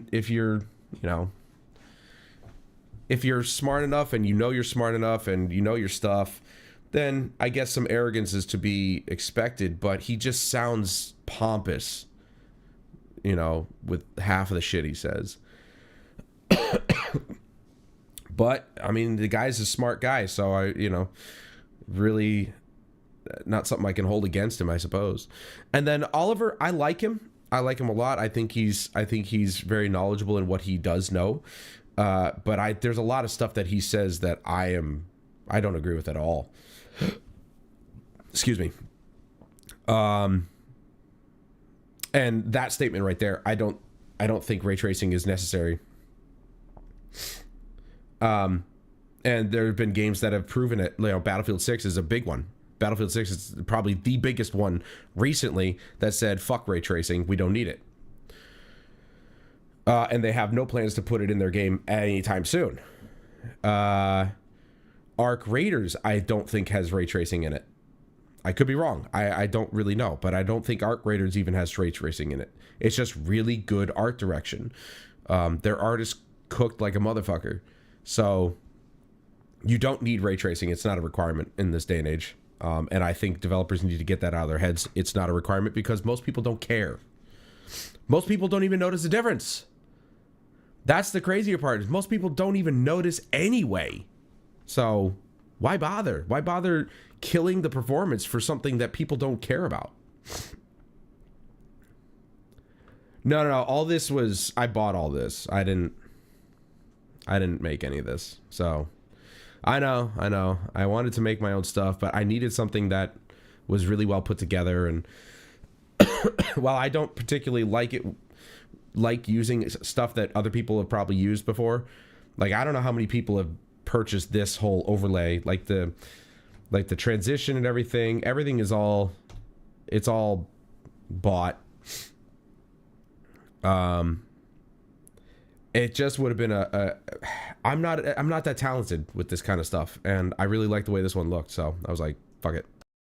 SteamOS does support ray tracing.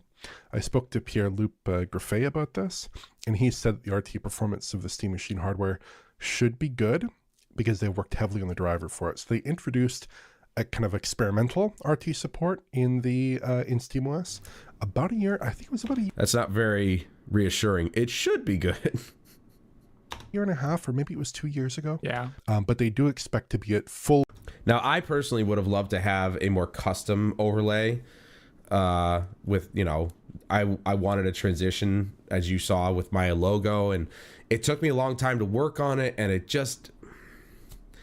looked like crap, and I was like, you know, let me just get something that's pre-built. Maybe someday I'll actually commission somebody who does do this kind of stuff really well to make a custom overlay for me based around my logo and my theme and stuff and my colors and stuff. But as of right now, I really like the way this one is, so I was like, fuck it, I'll just use this one.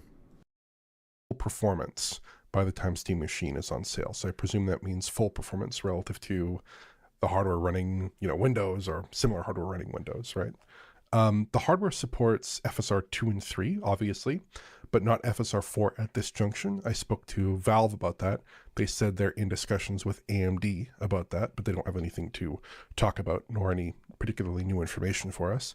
But if they can support FSR on Steam Machine, they said they will do it. So that's a potential, again, if we do see that, you know, in-date version ported to RDNA 3, as we think might be the case in the future, perhaps we'll see that on Steam Machine as well, which would be quite nice. So in terms of connectivity, just rounding. I'm actually curious. I haven't checked in a while for PC parts. What are the 9070s looking at right now for price-wise?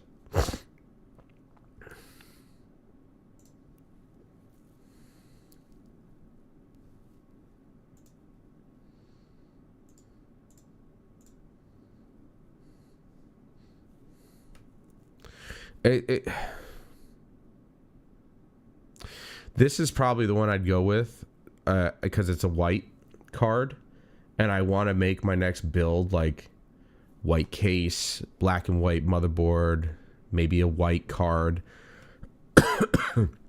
If not, I'll go with a black card because, again, it's black and white themed just to match my PS5 and Series S. But I mean, it's so much money just for the card, man.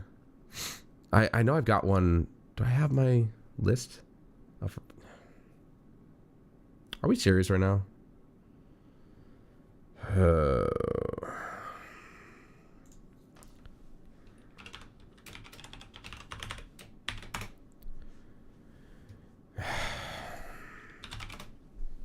Oh no, you're seeing my email.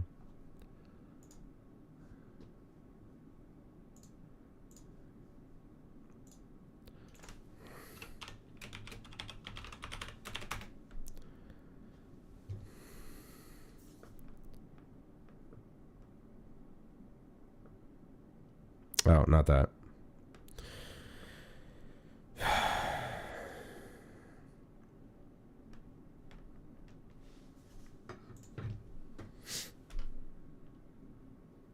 I'm not logged in for a while. I mean, I don't use my PC that often. So here's the board I want to get. Here's the thing. With this board, I think I put this on here. Yeah, because it has the 3 PCI lanes. What I'm looking to do is potentially go the route of a single rig, right? But be able to support my main graphics card here, the rendering card here, and then my capture card here. Because my capture card, it's annoying how it's... My other capture card, which I gave to Jeremy, is my old AverMedia 1080p 30 FPS. It used a 1X slot. It was perfect. It used this slot right here. This capture card, it's the 4K 60 FPS, whatever. It uses 8 times. You can even see the pins here too. But what I need is like the 16X slot here for the main card. I think you only really need an 8X slot for a secondary card if you're just using it for like rendering. And then of course I'd have to use the third slot for my capture card. So that's why I have that here. I was thinking about doing that. That's out of stock. Oh, here. Okay, so I decided to go with the 9060 XT. I think because I was watching a bunch of reviews, and this one's actually not too bad.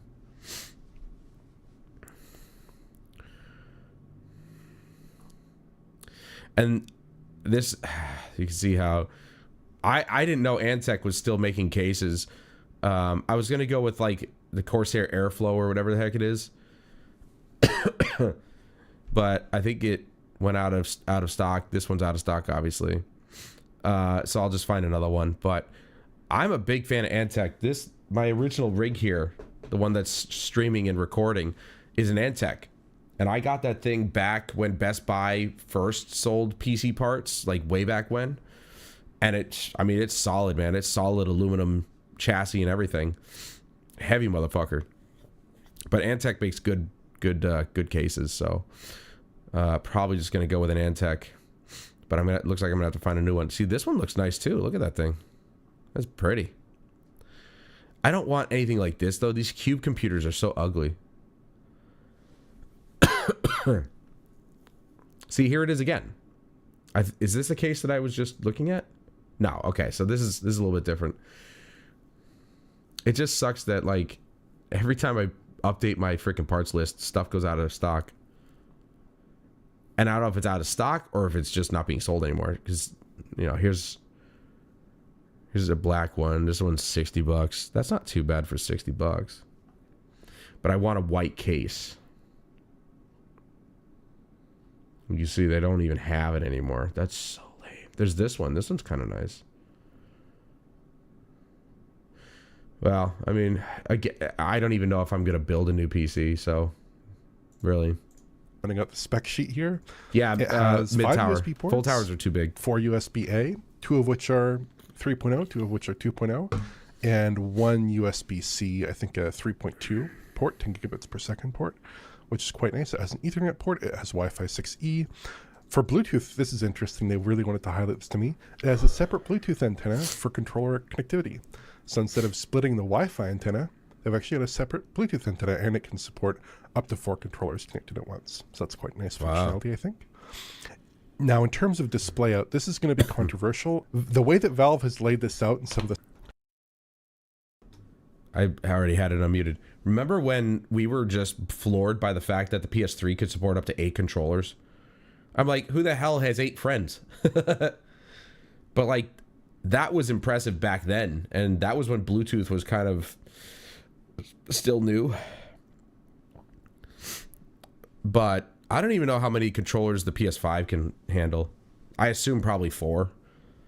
But that was insane. I don't know anybody who would have 8 people over to play at the same time. Each person has either their own screen or, you know, it's just one giant screen like a party game.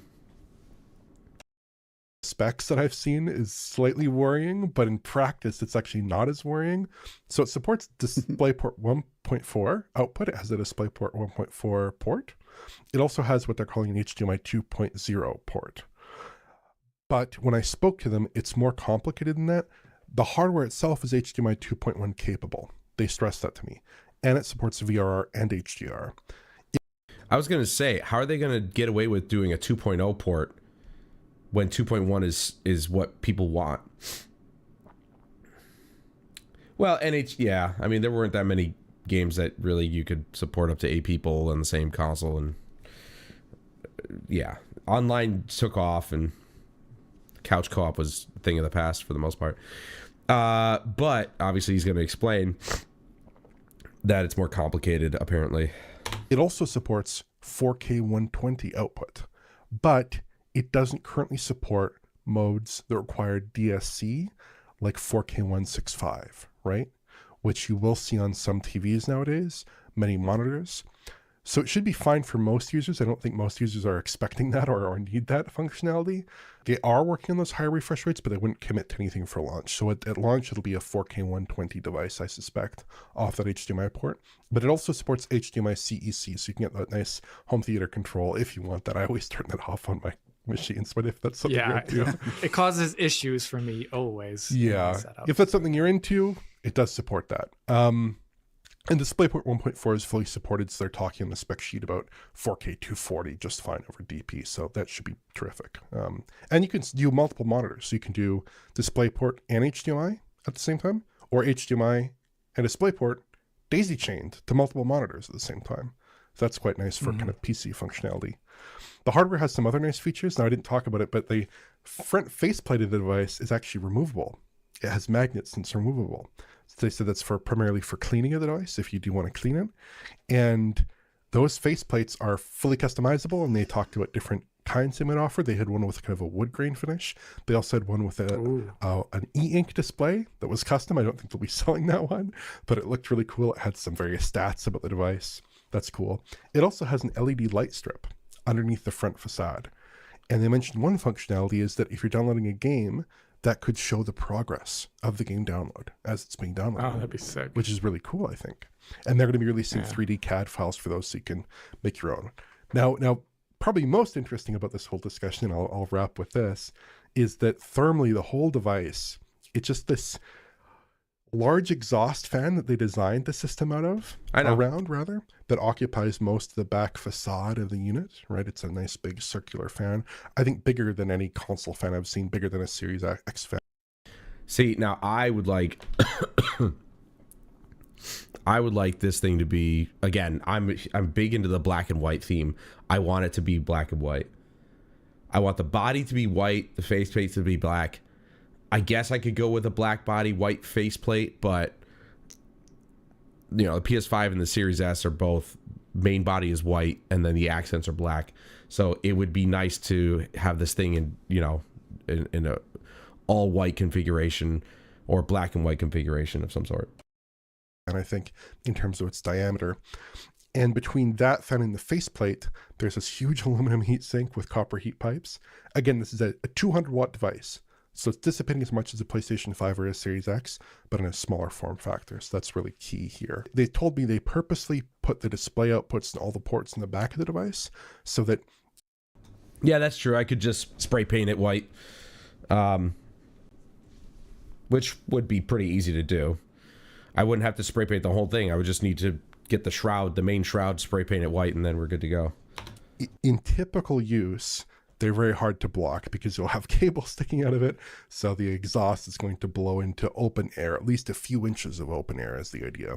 So they really designed this thing like more than anything else, more than any other device I've ever seen, because there have been console-like PC devices in the past. We've had major OEMs like Alienware offering, you know, these kind of PC-like, console-like boxes. But Valve has really thought through every element of this device, from hardware, software, OS, everything, controller, which we'll talk about, everything they've thought about to try to make this work really well as a cut price living room device.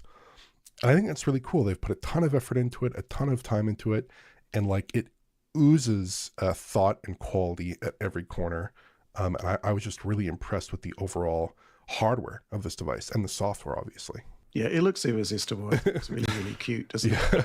It's very nice looking, admittedly. A lot better looking than the base PS1, for example. Like, or PS5, sorry, not PS1. PS1's great, actually, looking. PS5, though, that's a whole nother story. I'm sick of people hating on the PS5 and the look of it. Oh, it looks like a giant router. It looks sick as fuck, is what it looks like to me. I love my PS5. Look and all. I must be one of the 5 people on the planet that think that the PS5 base system looks cool. Just want to go back quickly to the FSR4 stuff because we've got it running on Steam Deck using the leaked Int 8 DLL. So the concept of actual FSR4 running on SteamOS, possibly not as looks like a Chad who popped his collar, just onerous as it sounds.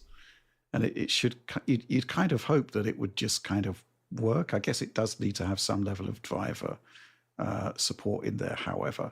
But I think that would be pretty good for this device. And it is kind of tailored for RDNA 3 upwards, from on the Int 8 side at least. So I'm quite optimistic that that is going to happen, and I think that would be of specific value to this device. Bearing in mind how is it that FSR3 balance is running better than FSR4 balance? That doesn't make any sense to me. FSR4 is supposed to be the frame generation, and somehow it's doing worse than FSR3. Doesn't make any sense. The level of GPU that we're dealing with. But should we move on now? Because obviously part of the package is the new controller, right? And this is quite different from the...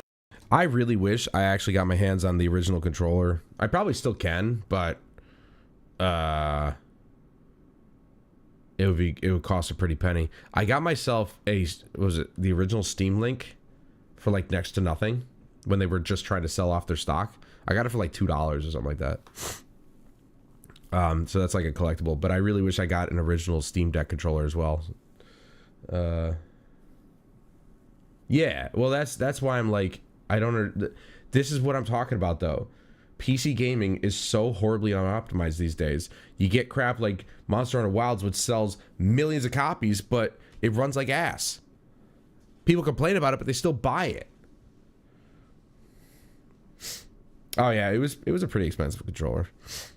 Man, I am drinking a lot of water. I'll be right back.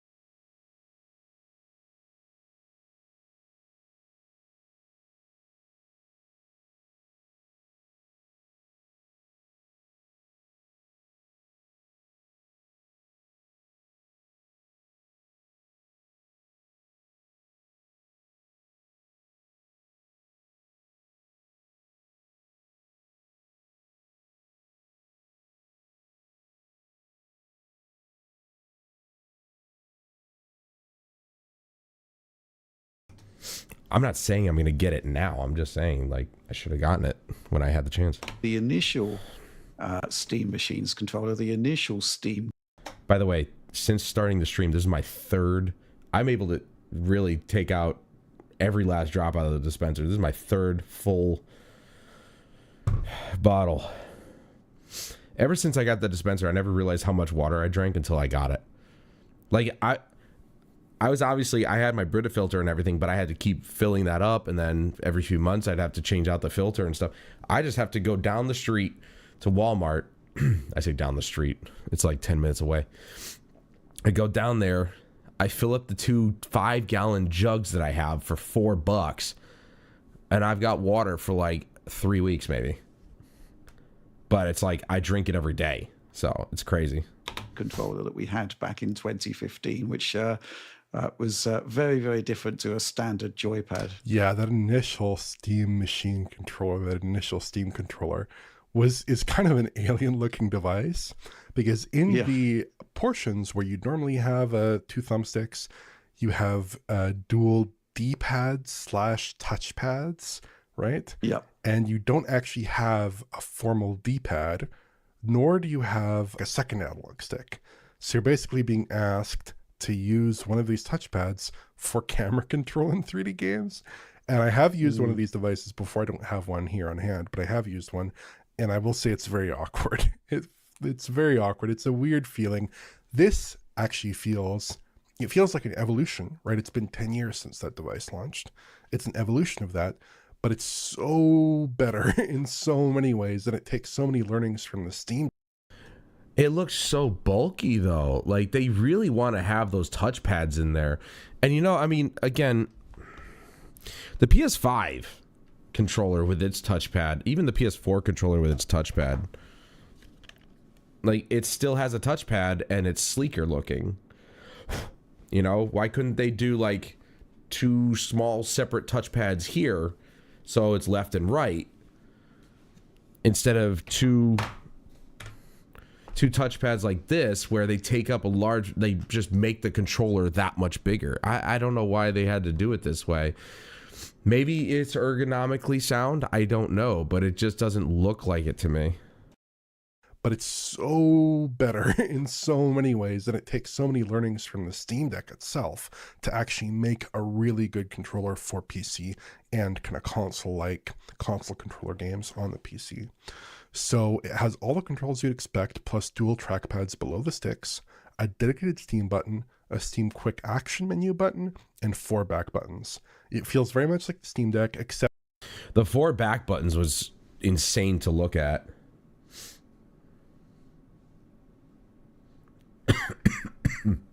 Steam overlay can split it. See, so it's possible. So they didn't really need the 2 touchpads separated. They could have just had one touchpad, just like the PS5 controller. that the ergonomics of the device are very different. It's kind of sculpted to fit your hand instead of being flat like the Steam Deck is. It's like the dual trackpads, for instance, are canted slightly inwards to give your thumbs a more comfortable place to rest, and it feels very, very good in the hand. And also the buttons feel slightly different in some ways. The sticks feel fairly similar. The face buttons feel very similar. The triggers have a bit more of a pull to them, I would say. And the top trigger buttons, the kind of RB, LB equivalents, those have a mushier actuation instead of the clicky, snappy actuation on the Steam Deck. It has gyro controls, as you might expect. Again, more Steam Deck functionality. It has magnetic thumbsticks using a technology called TMR that they're saying is an evolution over Hall Effect. So presumably, similar to Hall Effect, if not better. And it should have impacts on durability, right? A better actuation of the stick over its lifetime, better potentiometer, right? Or other technologies there. It has a feature called Grip Sense, which is really cool, where the controller can sense if you're gripping the unit or if your fingers are off the back of the unit using capacitive sensors, which can be used as an additional modifier or input. So the example of the functionality they showed me, and I have a demo running here of myself using this functionality, is disabling gyro aiming when you aren't gripping the controller. So you can reposition your arms without having to recenter your aim by lifting your fingers off the back of the controller. And they were showing it to me in the game Balatro, right? Which normally has quite good controller support, but in this case, they were showing me the ability to use the trackpads as an input, as a kind of replacement for mouse functionality in this game, or indeed the gyro, to move the cards around, which I thought was kind of interesting. Those are unique functionalities here to get on this controller using those new input methods. It has haptic feedback on the trackpad, just like Steam Deck.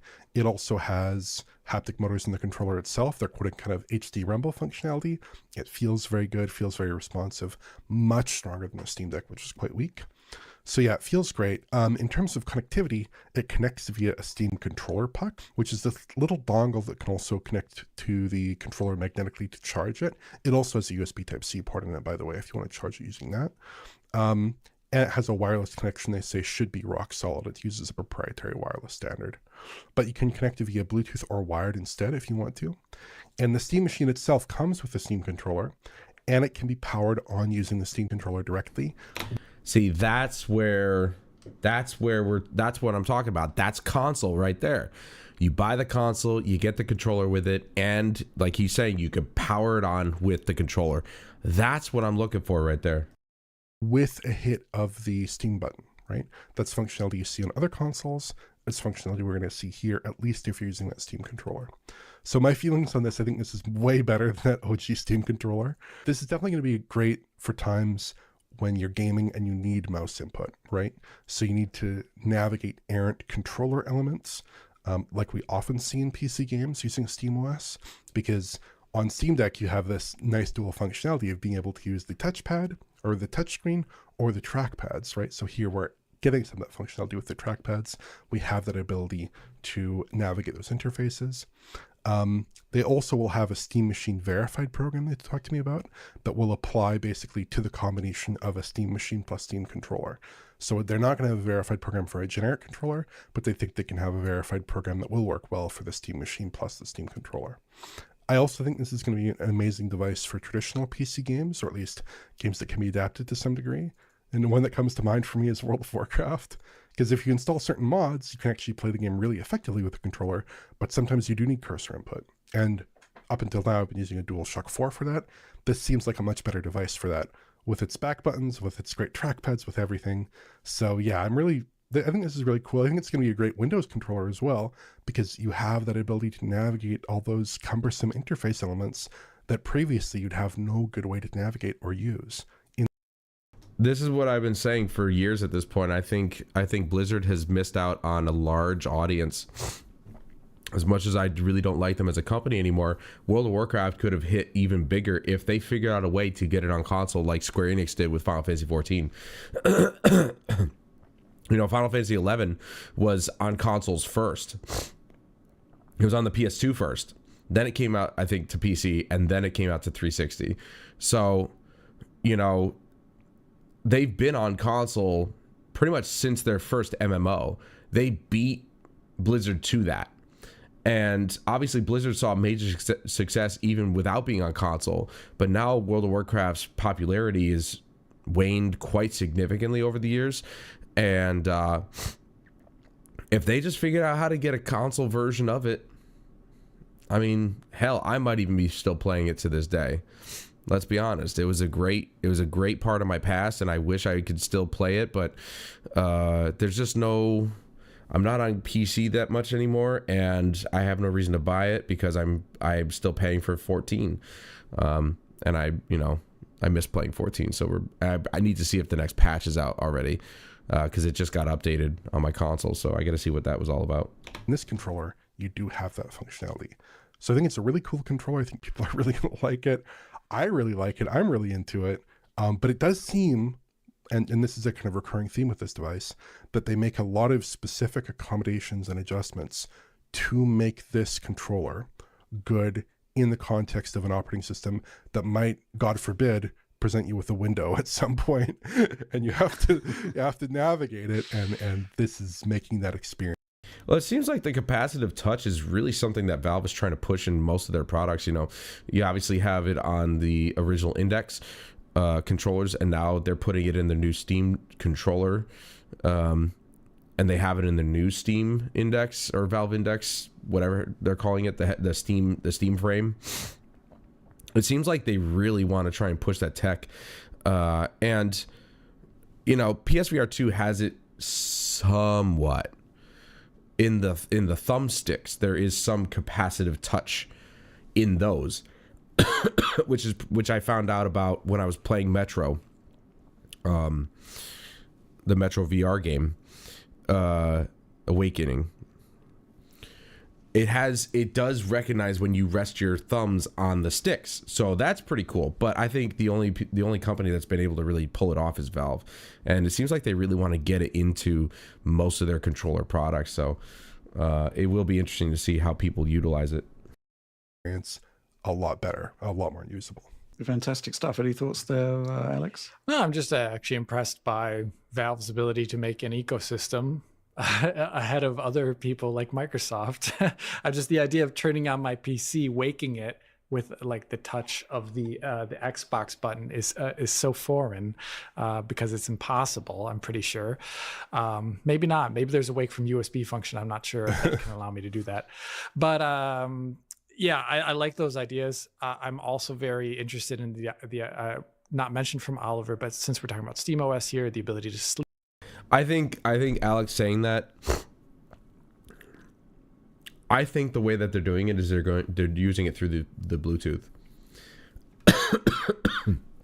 Being that it's a custom OS built on Linux, just like the PS5, I have no doubt that that's the way they're doing it.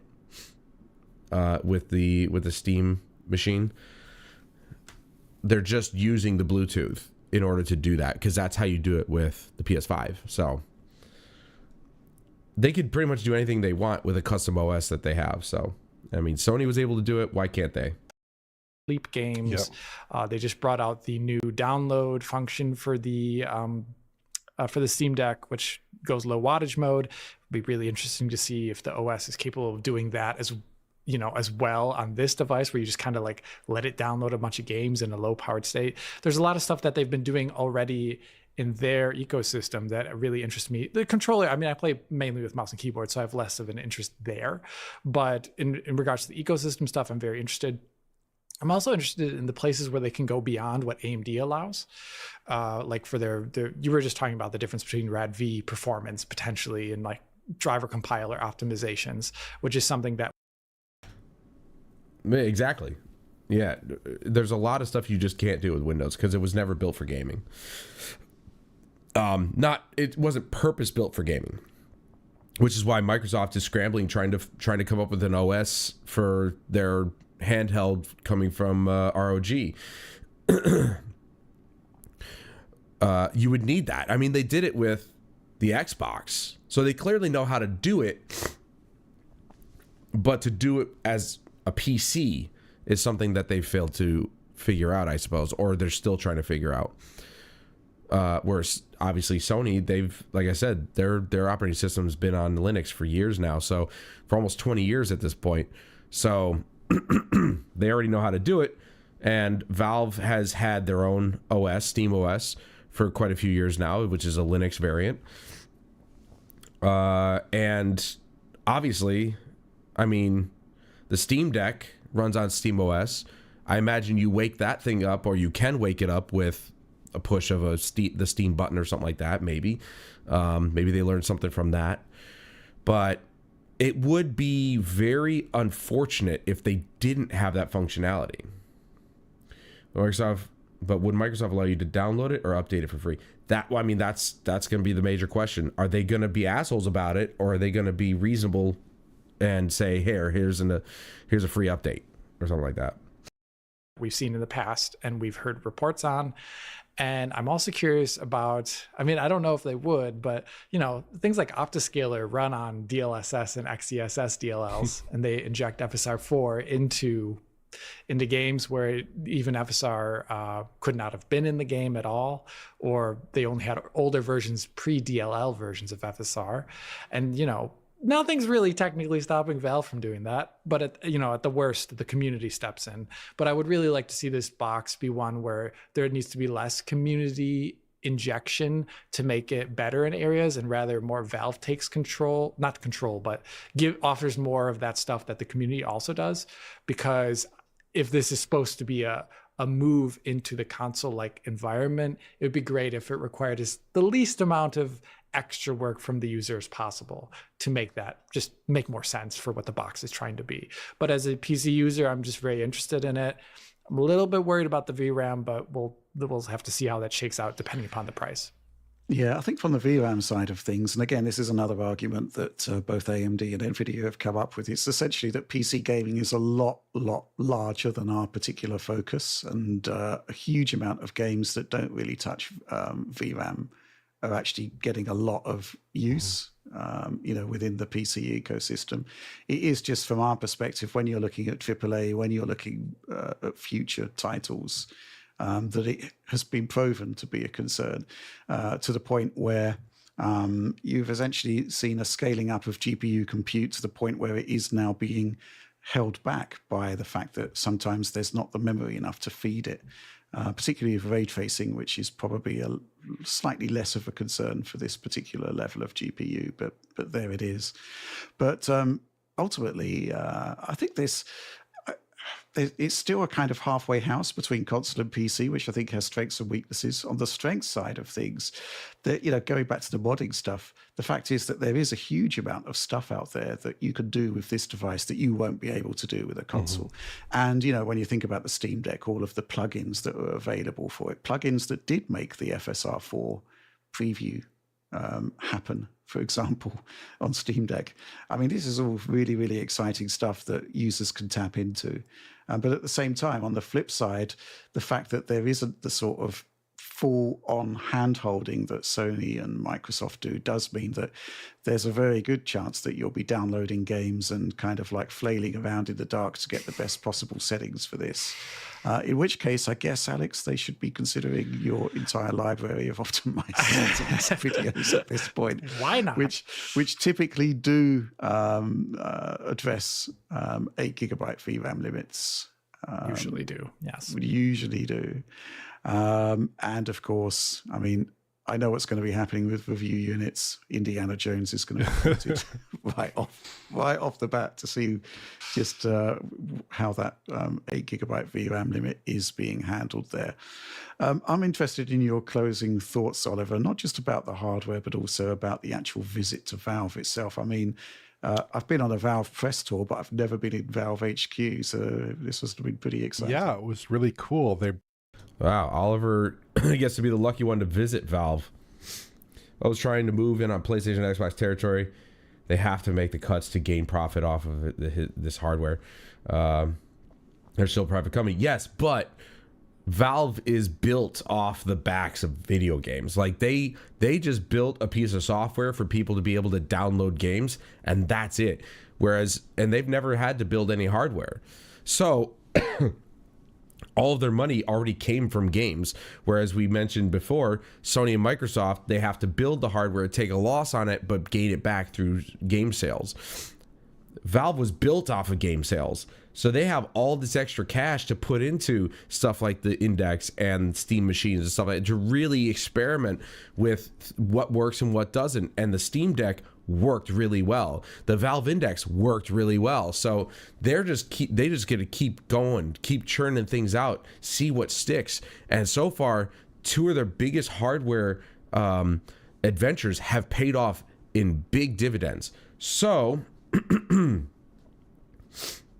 right. Well, that's why Valve is free to do whatever they want. If this whole Steam, they tried Steam machines once, it didn't really pan out. But this time, I think they're doing it themselves rather than hiring somebody like Alienware, which nobody gives a shit about anymore. They're building it themselves, and I think that's where it's going to make a big difference. Is that if Valve is involved in the building process because they proved that they could do it themselves with the Steam Deck, I think this is going to be very good for them. It's going to be a very lucrative opportunity, and I think they're going to make a shit ton of money off of this. They're already making a shit ton of money off of video games, so why not try the hardware space too?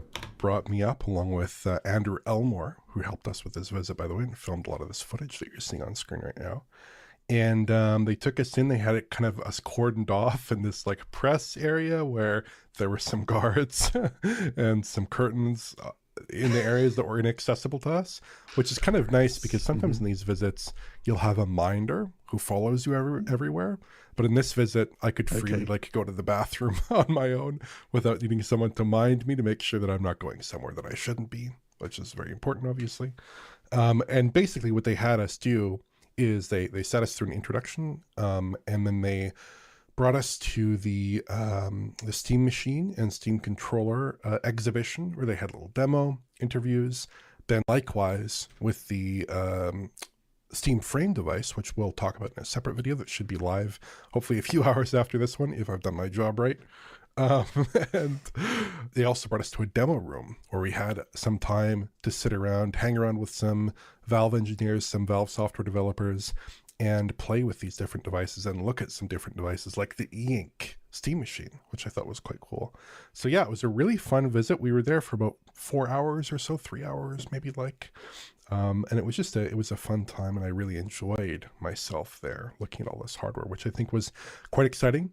When I walked in, I didn't expect necessarily all 3 of these devices. I expected the headset, right? I wasn't sure about the other ones. I was hoping the other ones would be there, half expecting they would be there, but lo and behold, everything was there, except perhaps for HLX, aka Half-Life 3. Yeah. That's one title that Rich suggested to me might be there. And I was personally thinking, who knows? But obviously that's not in the cards in the moment. We do. I think we need to get off the bandwagon of Half-Life 3 being a thing. I really do. They've never reached 3 with anything. Left 4 Dead 3, Portal 3, Half-Life 3. 3 is not in their nature because it's too high of a bar to set for to reach for themselves. They got really lucky with Alex. They really did. But it's still not Half-Life 3. It was a new venture that they could actually afford to do, and luckily it hit big time. But it was specifically made for VR. So not everybody got to play it, but the people who did said it was one of the greatest games ever made. And Half-Life 2 still is regarded as one of the greatest games ever made. So it's going to be kind of hard to live up to that. And that's probably why they're just like, fuck it. We're making shit tons of money selling games on our platform. And now we can kind of do these other little projects like the Steam machines again and the new headset and all this other stuff. So they really have no need to make Half-Life 3 or Portal 3 or Left 4 Dead 3. As much as we want them to do it, they're not going to do it. The Steam Machine cover is going to be the biggest community I'm seriously. I mean, he said they're going to be releasing the CAD files so people can make their own. That's impressive. That's going to be sick.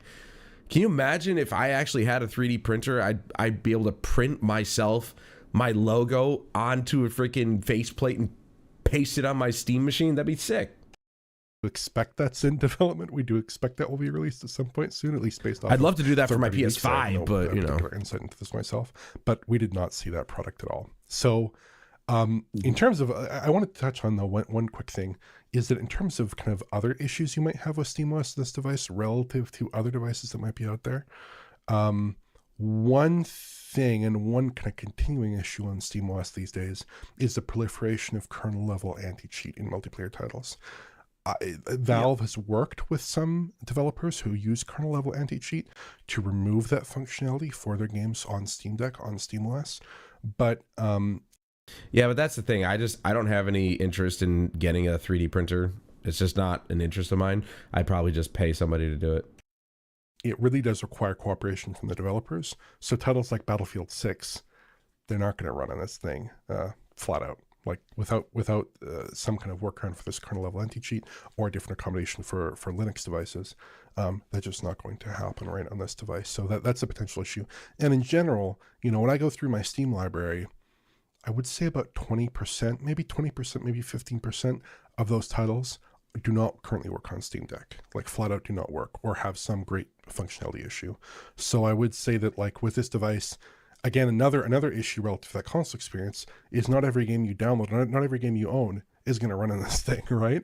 Whereas with a Windows device, you'd have a greater understanding that it could probably run just about anything you wanted to throw on it. Yeah. Right? That is a level of flexibility you're not going to get on this device, but it should run, they do have a good Steam Deck verified program. They'll have a good Steam Machine verified program. At least going forward, you'll be able to see what games will run and what games won't, right? But overall, I think these are really cool devices. On the Steam Machine front, I'm so glad that Valve is innovating this console-like product in this category.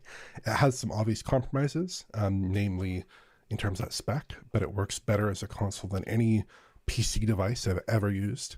And this is interesting. So Pierre-Luc Griffet, one of the senior software architects behind SteamOS, mentioned to me in the future that we may see third-party SteamOS boxes, like the Steam Machine, from different vendors with different AMD hardware inside. So they're maybe interested in like the Steam Deck model, where they pioneer the category and then See, I was hoping that they would just do it themselves, but I guess if they really want to mass produce, they'd have to work with third party. I just don't think it worked the first time around because they were asking a lot. They were asking for a lot of money for those things when it was not a proven thing, and SteamOS wasn't what it is now. People really weren't interested in playing on Linux. Now, a lot of people are interested in playing on Linux, and like myself. One of these days, I'm gonna just say fuck it and just update this thing to be Linux because I want to so badly. And I'm honestly probably just gonna go with SteamOS. I just need them to come out with a native version that we can just like download and install like a regular operating system. Right, and games still didn't really. There wasn't a whole lot of support, but. That would be my whole thing. While I can still play, non-native Linux games on my Linux machine, I personally would just want to download the native Linux versions of my games if they have one. So something like The Witcher 3 has a native Linux version, because then it works, right? It's like buying a game on the PS5 as opposed to buying it on PC. On the PS5, it's a native port of that game for the PS5, made for the PS5. It just works. Later on, we see third-party SteamOS devices, in that case in handhelds, in this case in these kind of console-like boxes. So maybe you could see a higher performance model down the line. Who knows? Maybe we're looking at an ecosystem of devices where in a few years we see a whole stack of products from Valve and third-party OEMs with the Steam Machine branding. That would be very cool, I think. And one final issue here that I haven't mentioned so far because it didn't really fit in any other section is the media playback situation. So obviously people use these devices very frequently for like Netflix, Amazon Prime, Apple TV, what have you. This device does not have any native media streaming apps of these kinds. Instead, you access those functionalities through the web browser. And the web browser does have HDR functionality. You can view HDR content through it, they said. But if you do want to go that route, it might be a little bit painful. So media streaming, if media streaming is important to you, if you don't already have an Apple TV or an Xbox or a PlayStation or something else that can do media streaming fairly well, a Fire TV, this device is not going to fill that need for you in any realistically easy to use way, unfortunately. They're looking at including that functionality in the future, but so far that's MIA in the initial launch version. Mm-hmm. But I'm really encouraged by this. I think Valve is doing a great job kind of stewarding and offering an alternative device ecosystem for the future of PC gaming. And I think this will be a lot more successful than the first Steam Machine, a lot more successful than the first Steam controller. It's way better. It feels like this is the actual like iteration on the device that is going to catch fire, that is going to make people excited. It's so much better in every single area.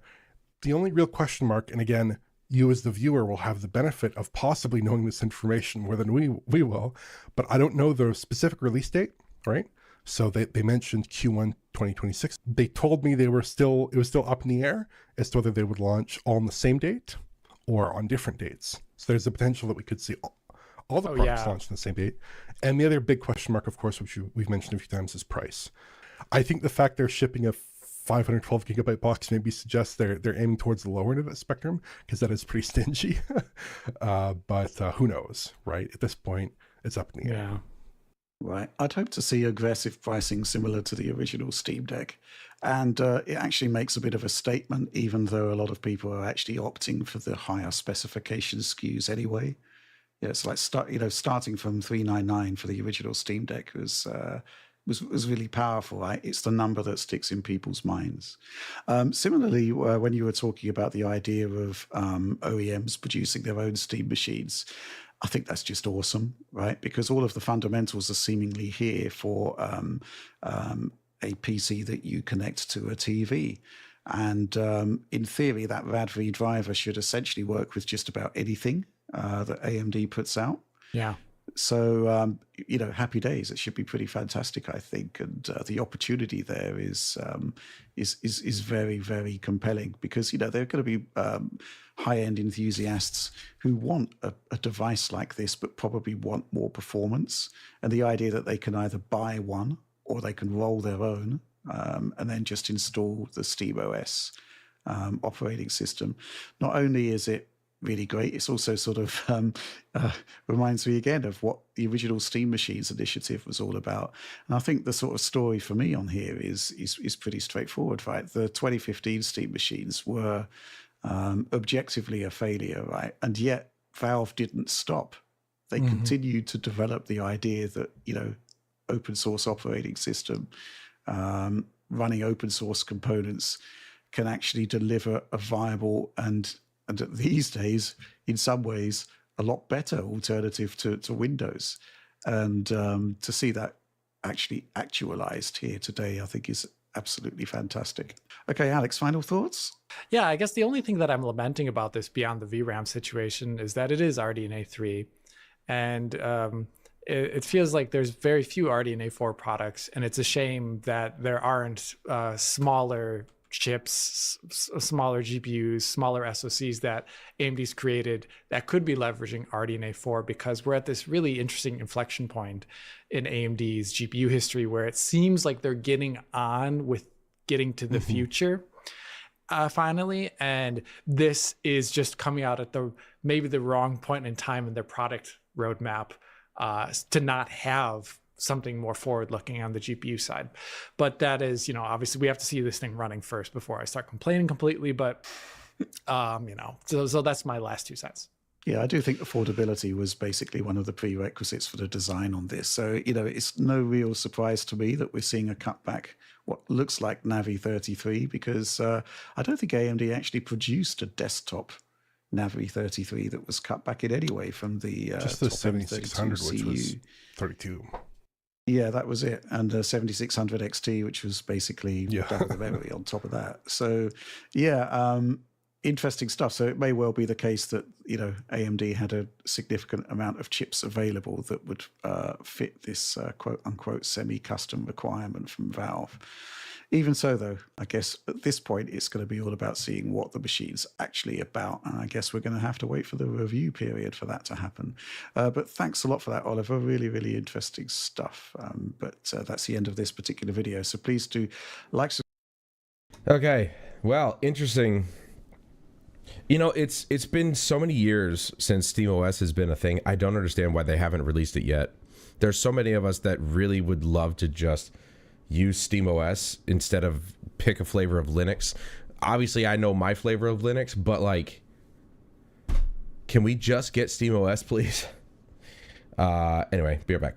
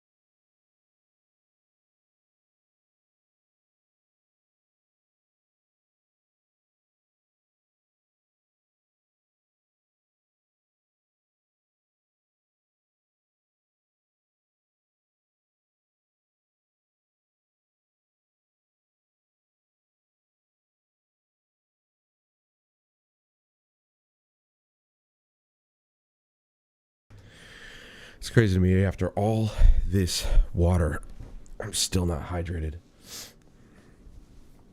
Because this was the roadmap. They didn't want to chop the legs off of their consoles before it had a chance to walk. Well, I still think that it would have been super beneficial to at least put SteamOS out. Why did I have this at 1200? 800 feels better. The only thing, I think if I was to go to Linux, the only thing I'd really like to be able to still run are Blizzard games, because I still want to play through StarCraft 1 and 2. So that would probably be it. Other than that, I really just play Linux games or Steam games.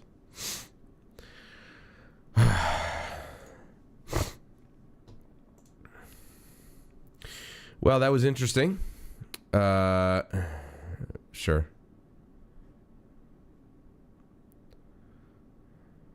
Yeah. CPU vendor authentic AMD.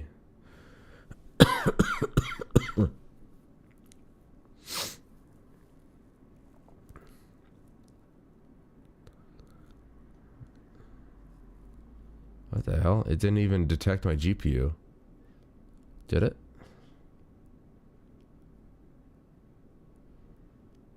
It didn't even detect. Oh, wait, here we go. Here we go. There's client information. There we go. There it is.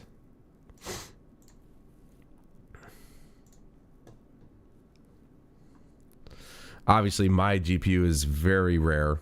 It's not very rare. It's obviously not common. 3060 is the most common, it would seem.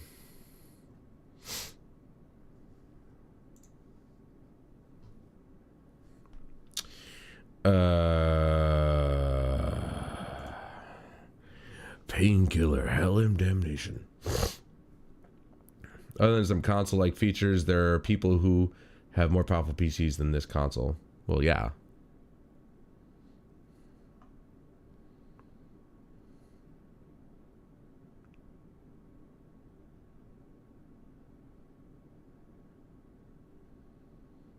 I really wish this Sid Meier's Civ game came to console, because we got Civ 6 and 7 on console now.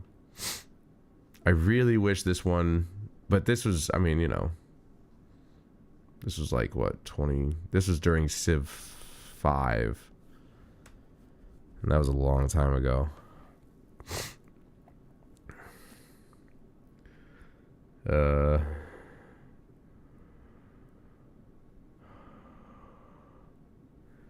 I actually am curious as to whether or not I can actually stream this game on YouTube. June 4th. It's been 10 years since this game. Dude, it really wasn't as bad as people thought it was. It was actually kind of funny.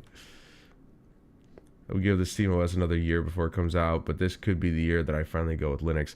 I mean, I've been meaning to go with Linux this whole time. It's just, I'm too much of a bitch to move, because it's like, what if I do want to play on the EA app or whatever, there's, you know. But I do know that GOG Galaxy should work on Linux, because Witcher 3 works. And that's, you know, and Cyberpunk would, I think, has a Linux, I believe it has a Linux port.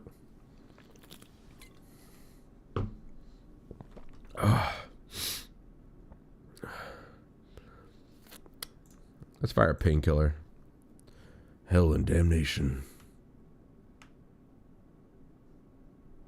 Okay. Some workarounds on Linux. Oh, yeah, I know. I just have to do it. I'm curious as to... Well, I should be able to get this to run at 120 FPS.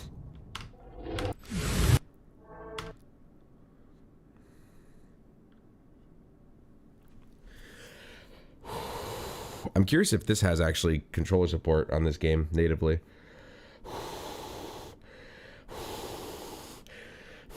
I want to say it does, because it was on 360 and PS3, so...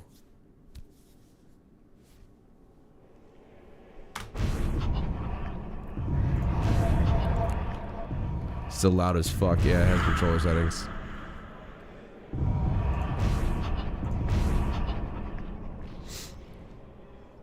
Oh, that's controls settings. I wanted controller settings. Okay. Well, let's plug it in and see if it does.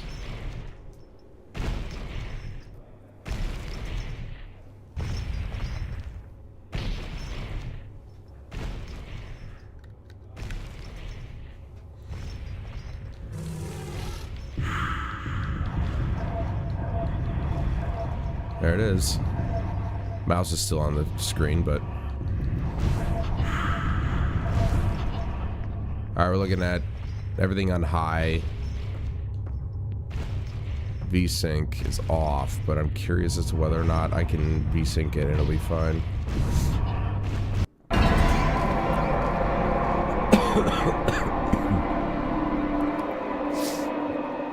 Lutra's Hero Games and Bottles.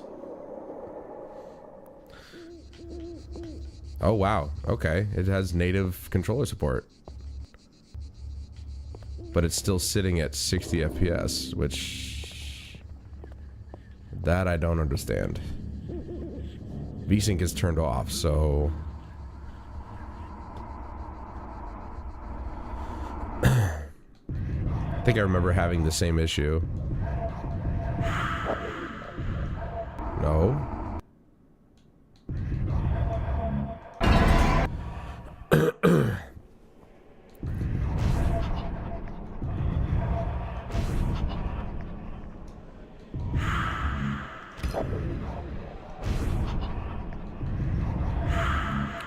Let's exit the game and see if we can get it past 62 FPS. I think I had it... I think I had it working before.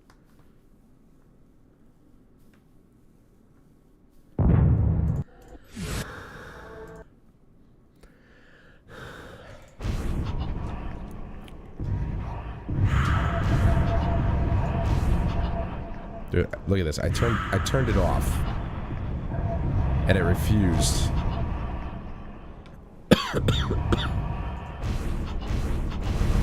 Let's go very high. Yeah, okay, so it's fine now.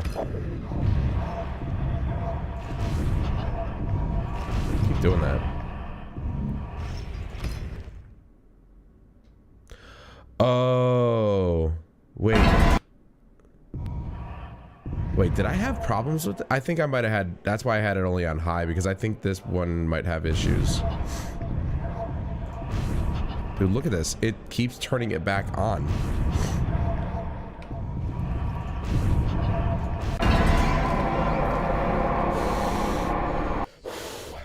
I might have had problems with... oh, well, dude, we're looking at 200 FPS. What the fuck, dude? So frame smoothing brings it all the way down to 62 FPS, which doesn't make any sense at all, but okay.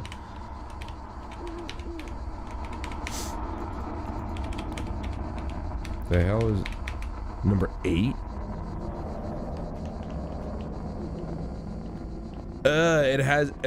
It has acceleration on the stick. No.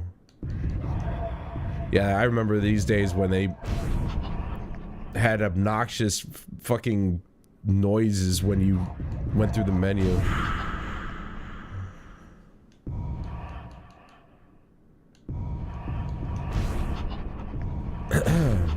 Yeah, there's... I have no idea. That controller support is atrocious.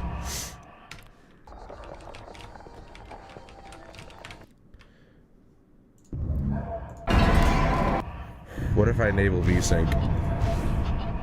Will it lock it into 165?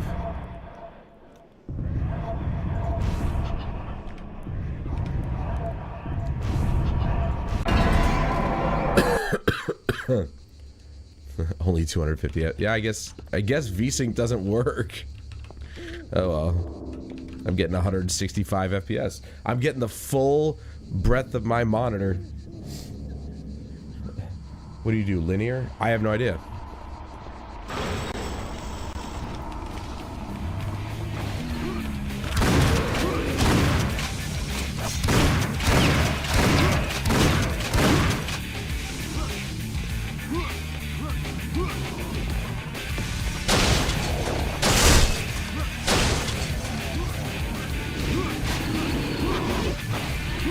It's still the classic jump around and gain speed by doing that.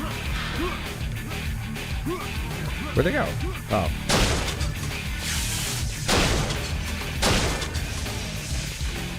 What I want to know is where's my freaking painkiller?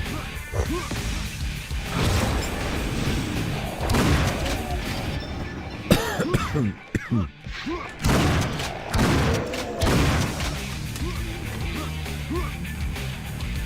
dude. 8 is such a stretch to have a weapon on it. Oh.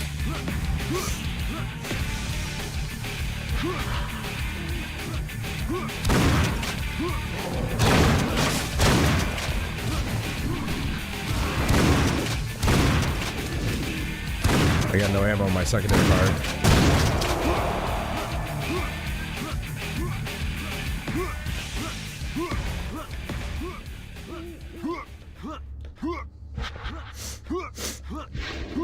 Now keep in mind, again, this was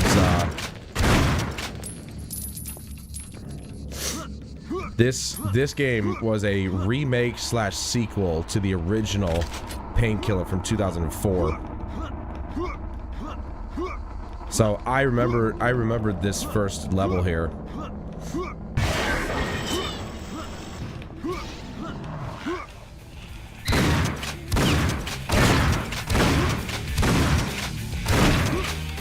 This game, I think, came out in 2007. It was PS3 360 game, so.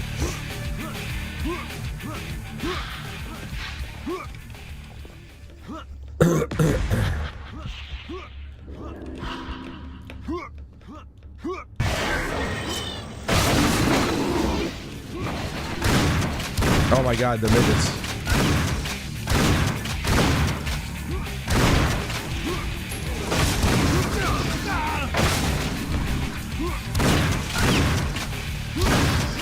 Yep. Alright.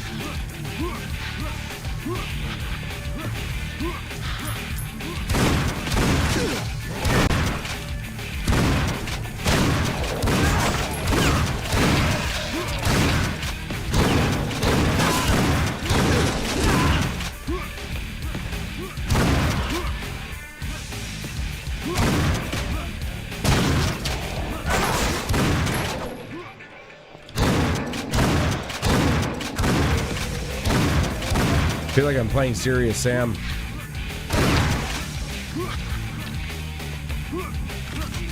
Which, let's be honest, this game was probably inspired by Serious Sam, or vice versa.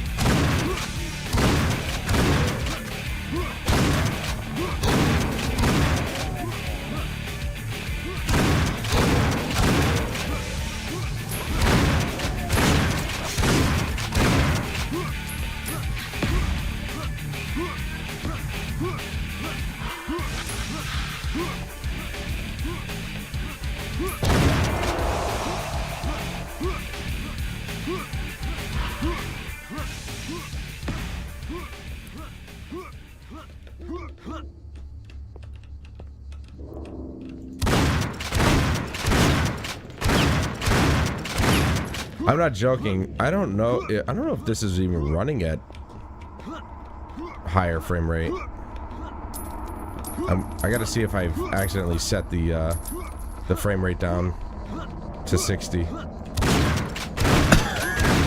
don't think it's 60, but it certainly doesn't feel like 165. It definitely looks like 60.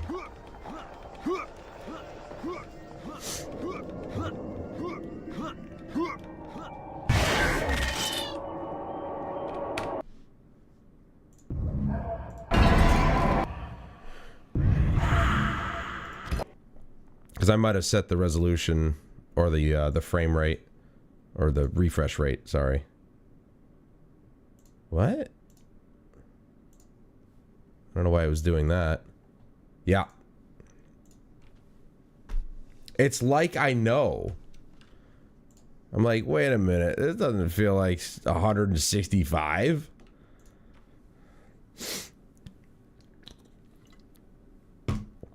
I don't know why it was set to 4. I mean, I know why it was set to 4K. It's my capture card seems to love to do weird shit. Now we have to go back in here. Turn that off. Vertical sync. Okay, we're capping it at 165. Okay. That's good. Though, to be fair, it should have just capped it at 60. Oh, whoa, that's so much better. That's so much better. High frame rate for games. Ah. Oh, dude, this is butter. Butter, baby. Butter. Now that's nice. Grandma! Not grandma! Ah! What the fuck, dude? What the fuck?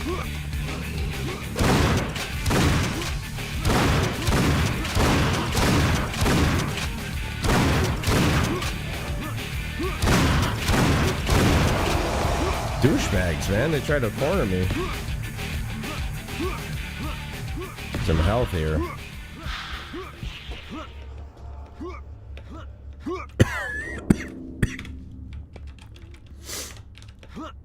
Again, don't I have the painkiller thing? Oh, I guess that's just any ammo.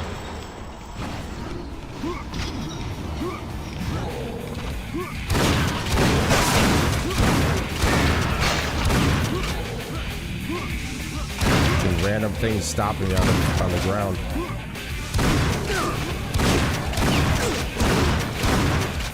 Oh boy.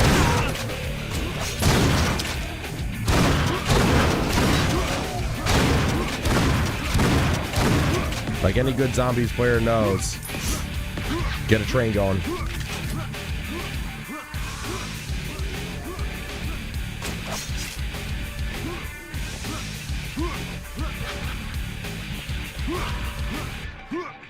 Dude, this is so butter.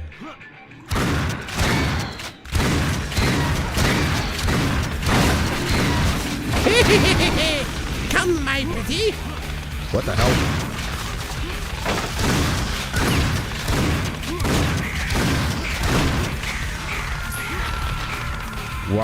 Why is everything turning dark? Stop turning dark.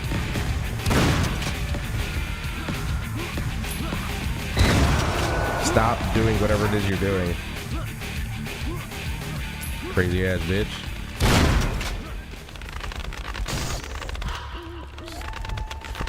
Stupid crows. Get out of here.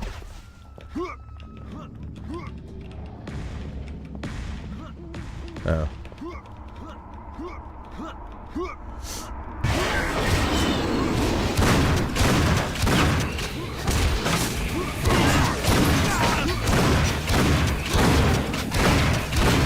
What? Dude, I just jumped off their heads. That was sick.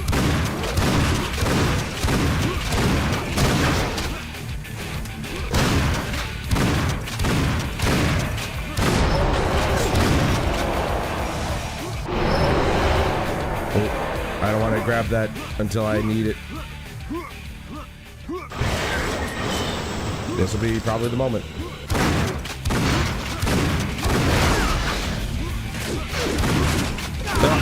Ow, ow, ow. Skellies?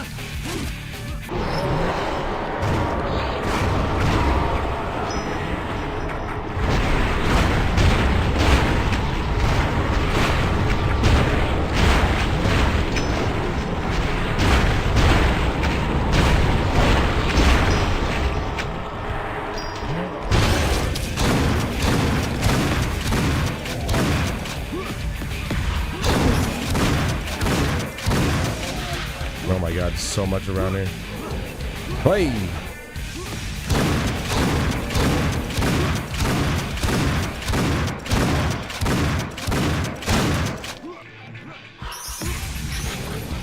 The hell did I just pick up?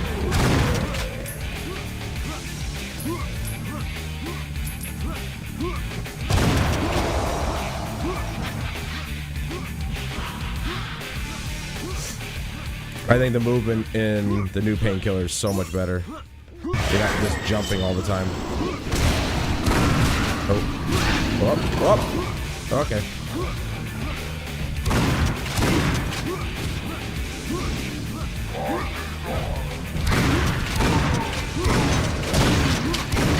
I'm stuck.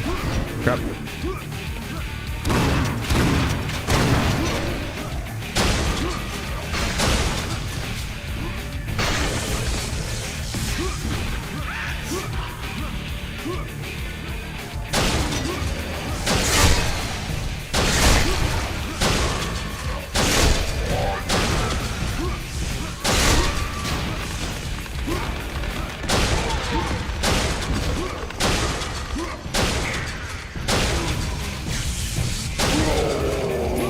Right in your big dumb face.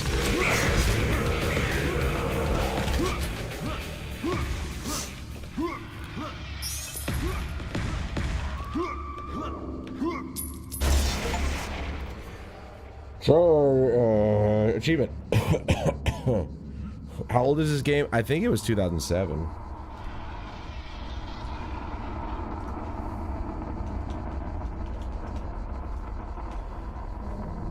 Sorry, 2012. 2012. Ow, ow, ow, ow. Endurance take only half of the damage. Well, that just sounds like a benefit, doesn't it?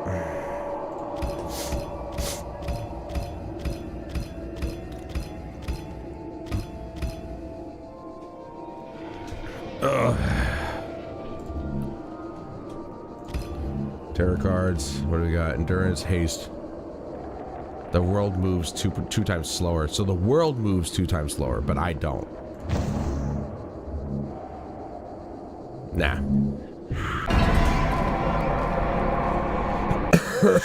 We'll do endurance. That's fine.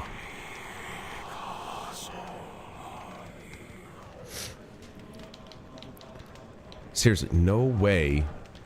Oh my god, dude, that's awful. Dude, L3 is to jump as well. Okay. Nope.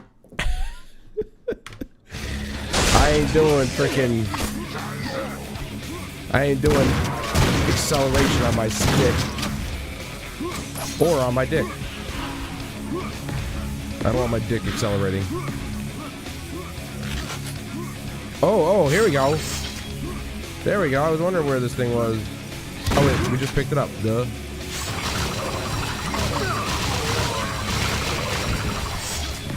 Sad part is that they don't,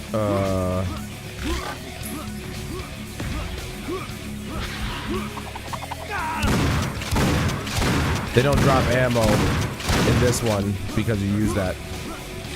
Like in the new one. Heretic. No. That's you guys.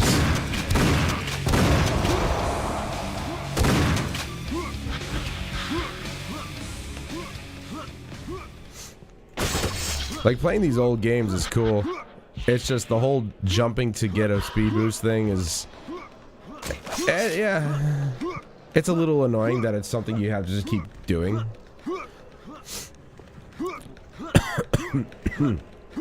But there's no sprint, so...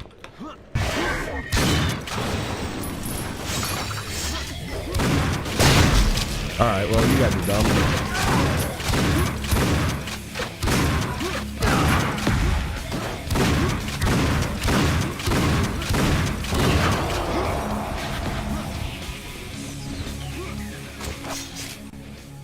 Those are probably explosive. I don't want to try doing that.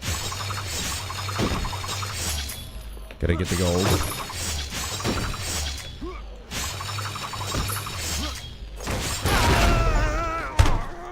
I just said not to hit the barrels, and I did it anyway. God, I'm retarded.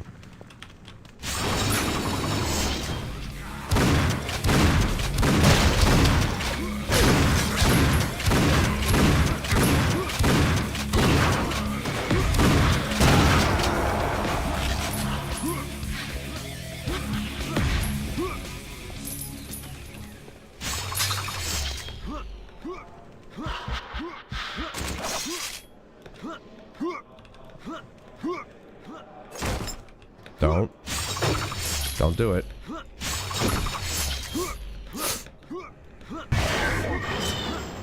Oh, new gun. There's the stake gun. Okay. Stop it.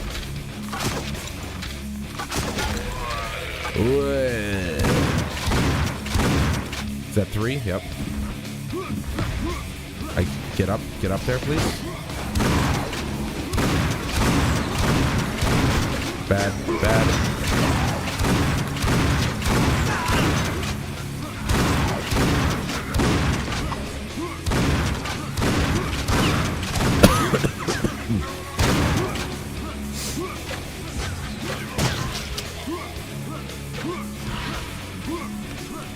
Whoop, whoop, whoop.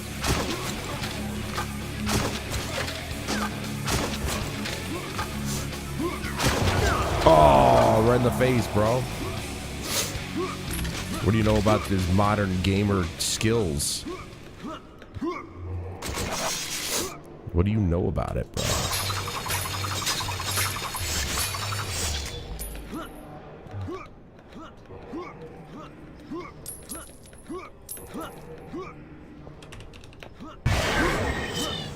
Whoa. Hi. How are you? Okay.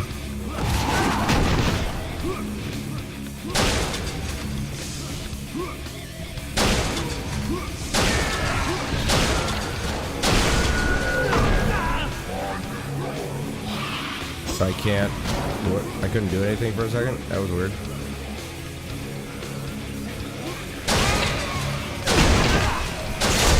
More like these dickheads. Don't touch me.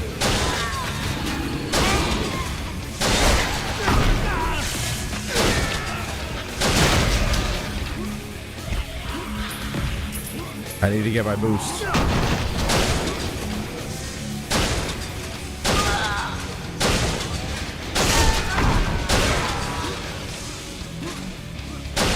Or my super in this case, I suppose.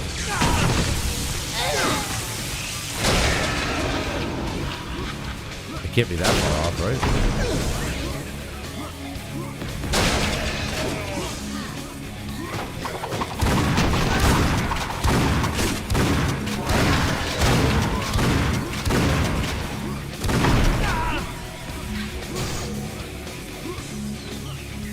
Where's the big guy? Oh, there he is.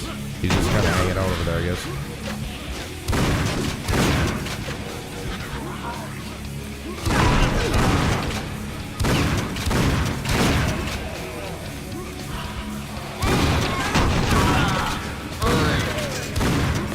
Okay.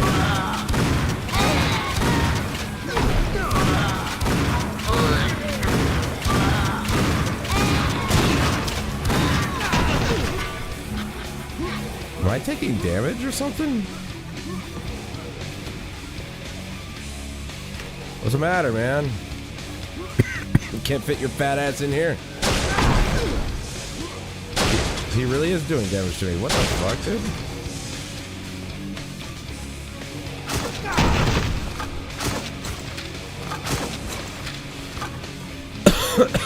Okay.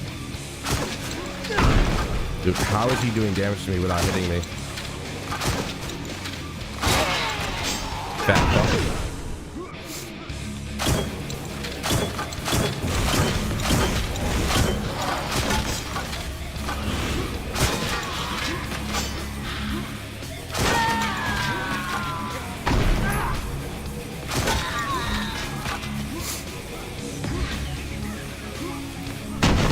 I got a shit ton of these spikes.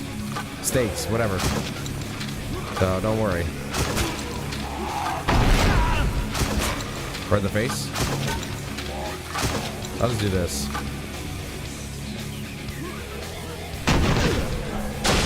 It's weird how it's like they still made it so that if you did come under here, that he'd still have a way to hurt you. But I'm taking only half the damage, so it's fine.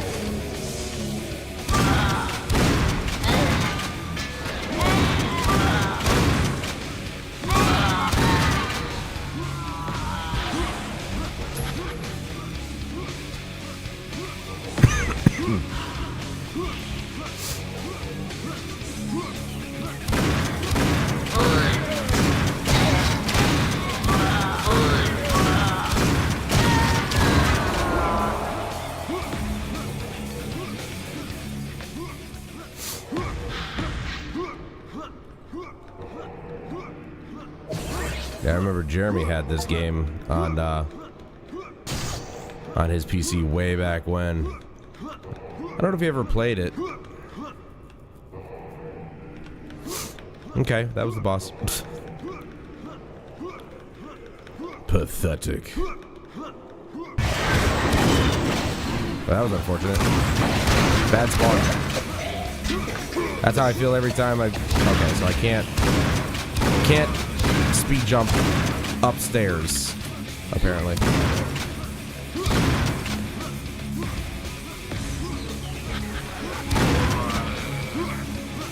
Anyway, I was saying, that's how I feel every time I get a bad spawn in Battlefield or Call of Duty. Hello?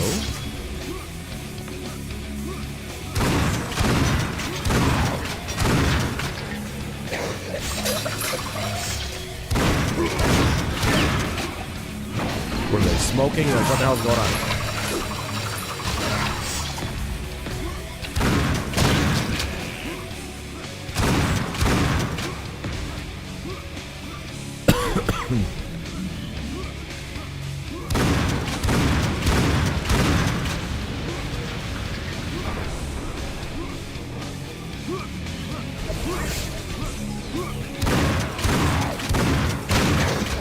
Yeah, it's that stupid fucking stab. I knew it.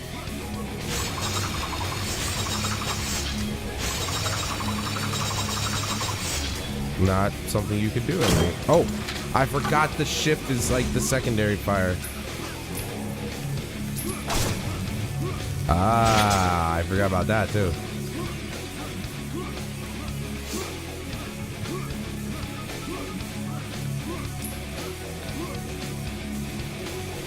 Where's... Oh, there. Whoa! Get rid of all that. Definitely don't want to die to that. Ow. Stupid.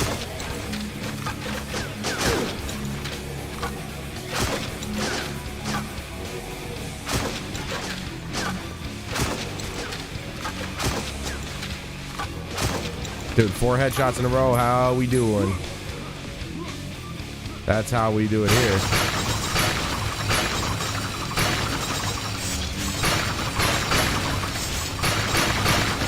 Gotta get as much gold as possible.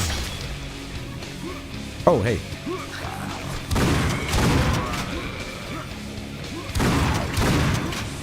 Stay away from me with that stinky staff of yours right there, bud. Now, how do I get up there? That's the question. Now, I can I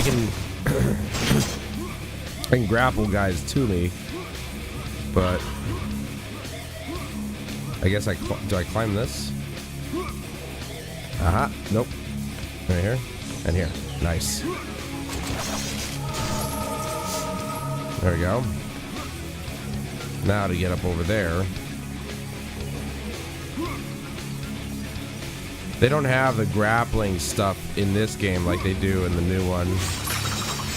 They do have this, obviously, but to do this. It's basically the most powerful weapon you can have. Is this. Boom.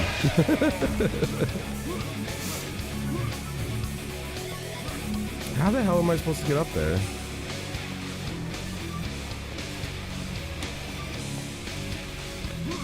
Wow.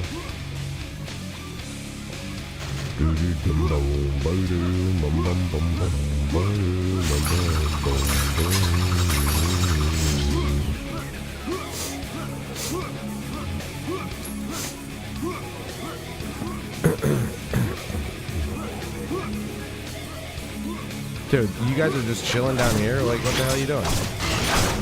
Look at that. 2 hits. 2 hits when it was taking, like...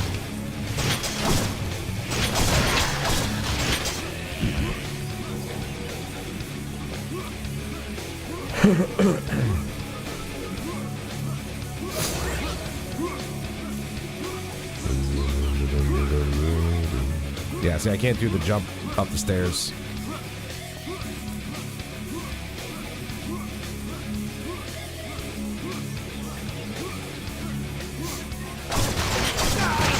Look at that, 2 hits. Look at that. Ridiculous. This is like the only weapon you need.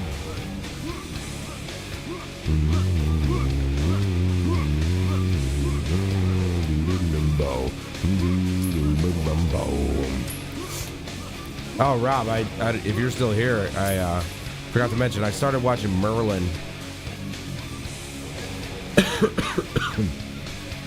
It's pretty good. The acting is the acting and the choreographed fighting is extremely It's not great. Definitely a product of its time, to say the least. What am I supposed to do? How the hell do I get up there?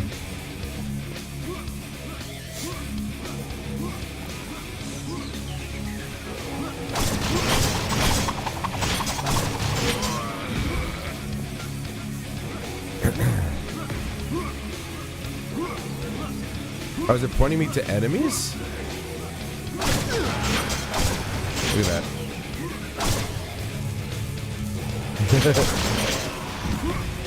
This is literally all I need to do right here.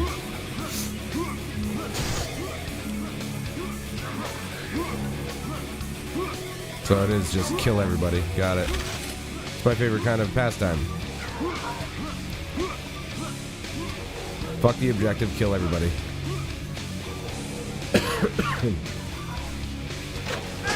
Hey.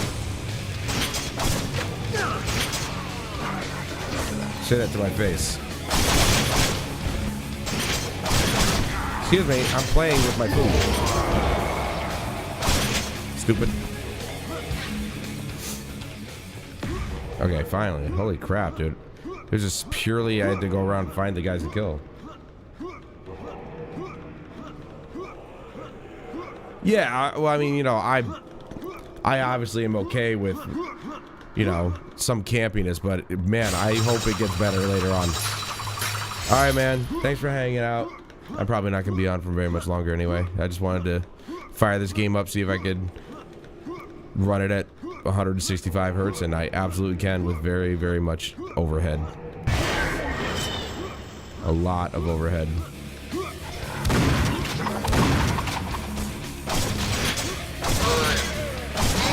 Look at that, 2 hits. This is the best weapon in the game. You just gotta hit him with it. You can do this. You can like attach it. Well, you used to be able to. Wait. Yeah, like that. You can burn them with it, but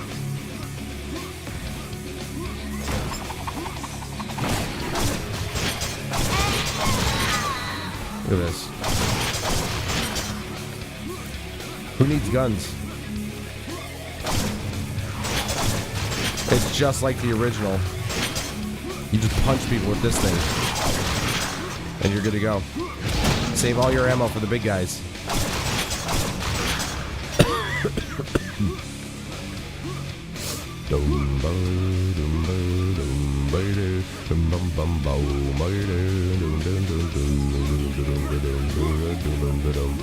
Am I supposed to jump down?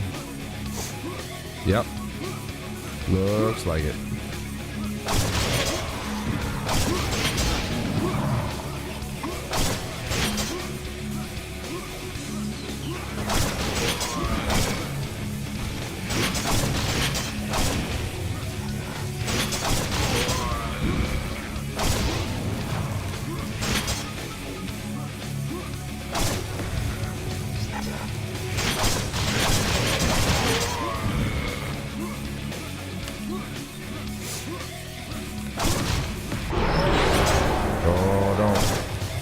Yet.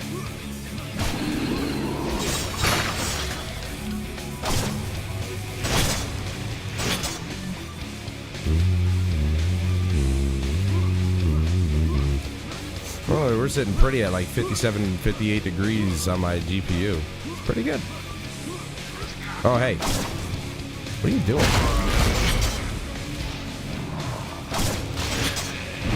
Whoa, that's cool. Okay, it's a jump pad.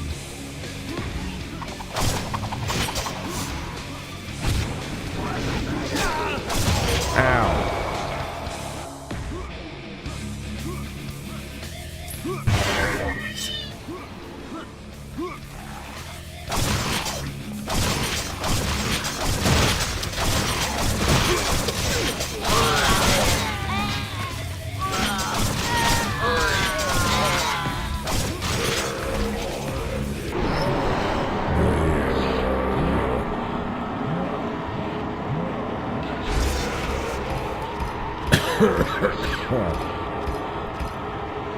They actually count the souls collected? Jeez, dude.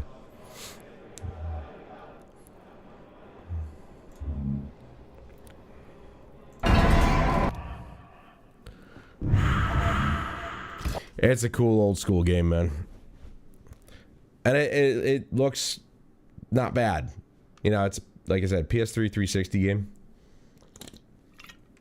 But it looks pretty good. Okay. I think I'll call it there. Thank you, everybody, for joining me this evening. I appreciate you guys hanging out with me. I know it's not Battlefield, but I was just like, you know what? I'm tired. I don't want to deal with that. I just wanted to chill, drink a lot of water, and just, you know, watch some videos and stuff like that. But thank you all so much, and I will see you guys tomorrow night for more Apex Legends with Jeremy and Alex. But until then, I will see you guys later.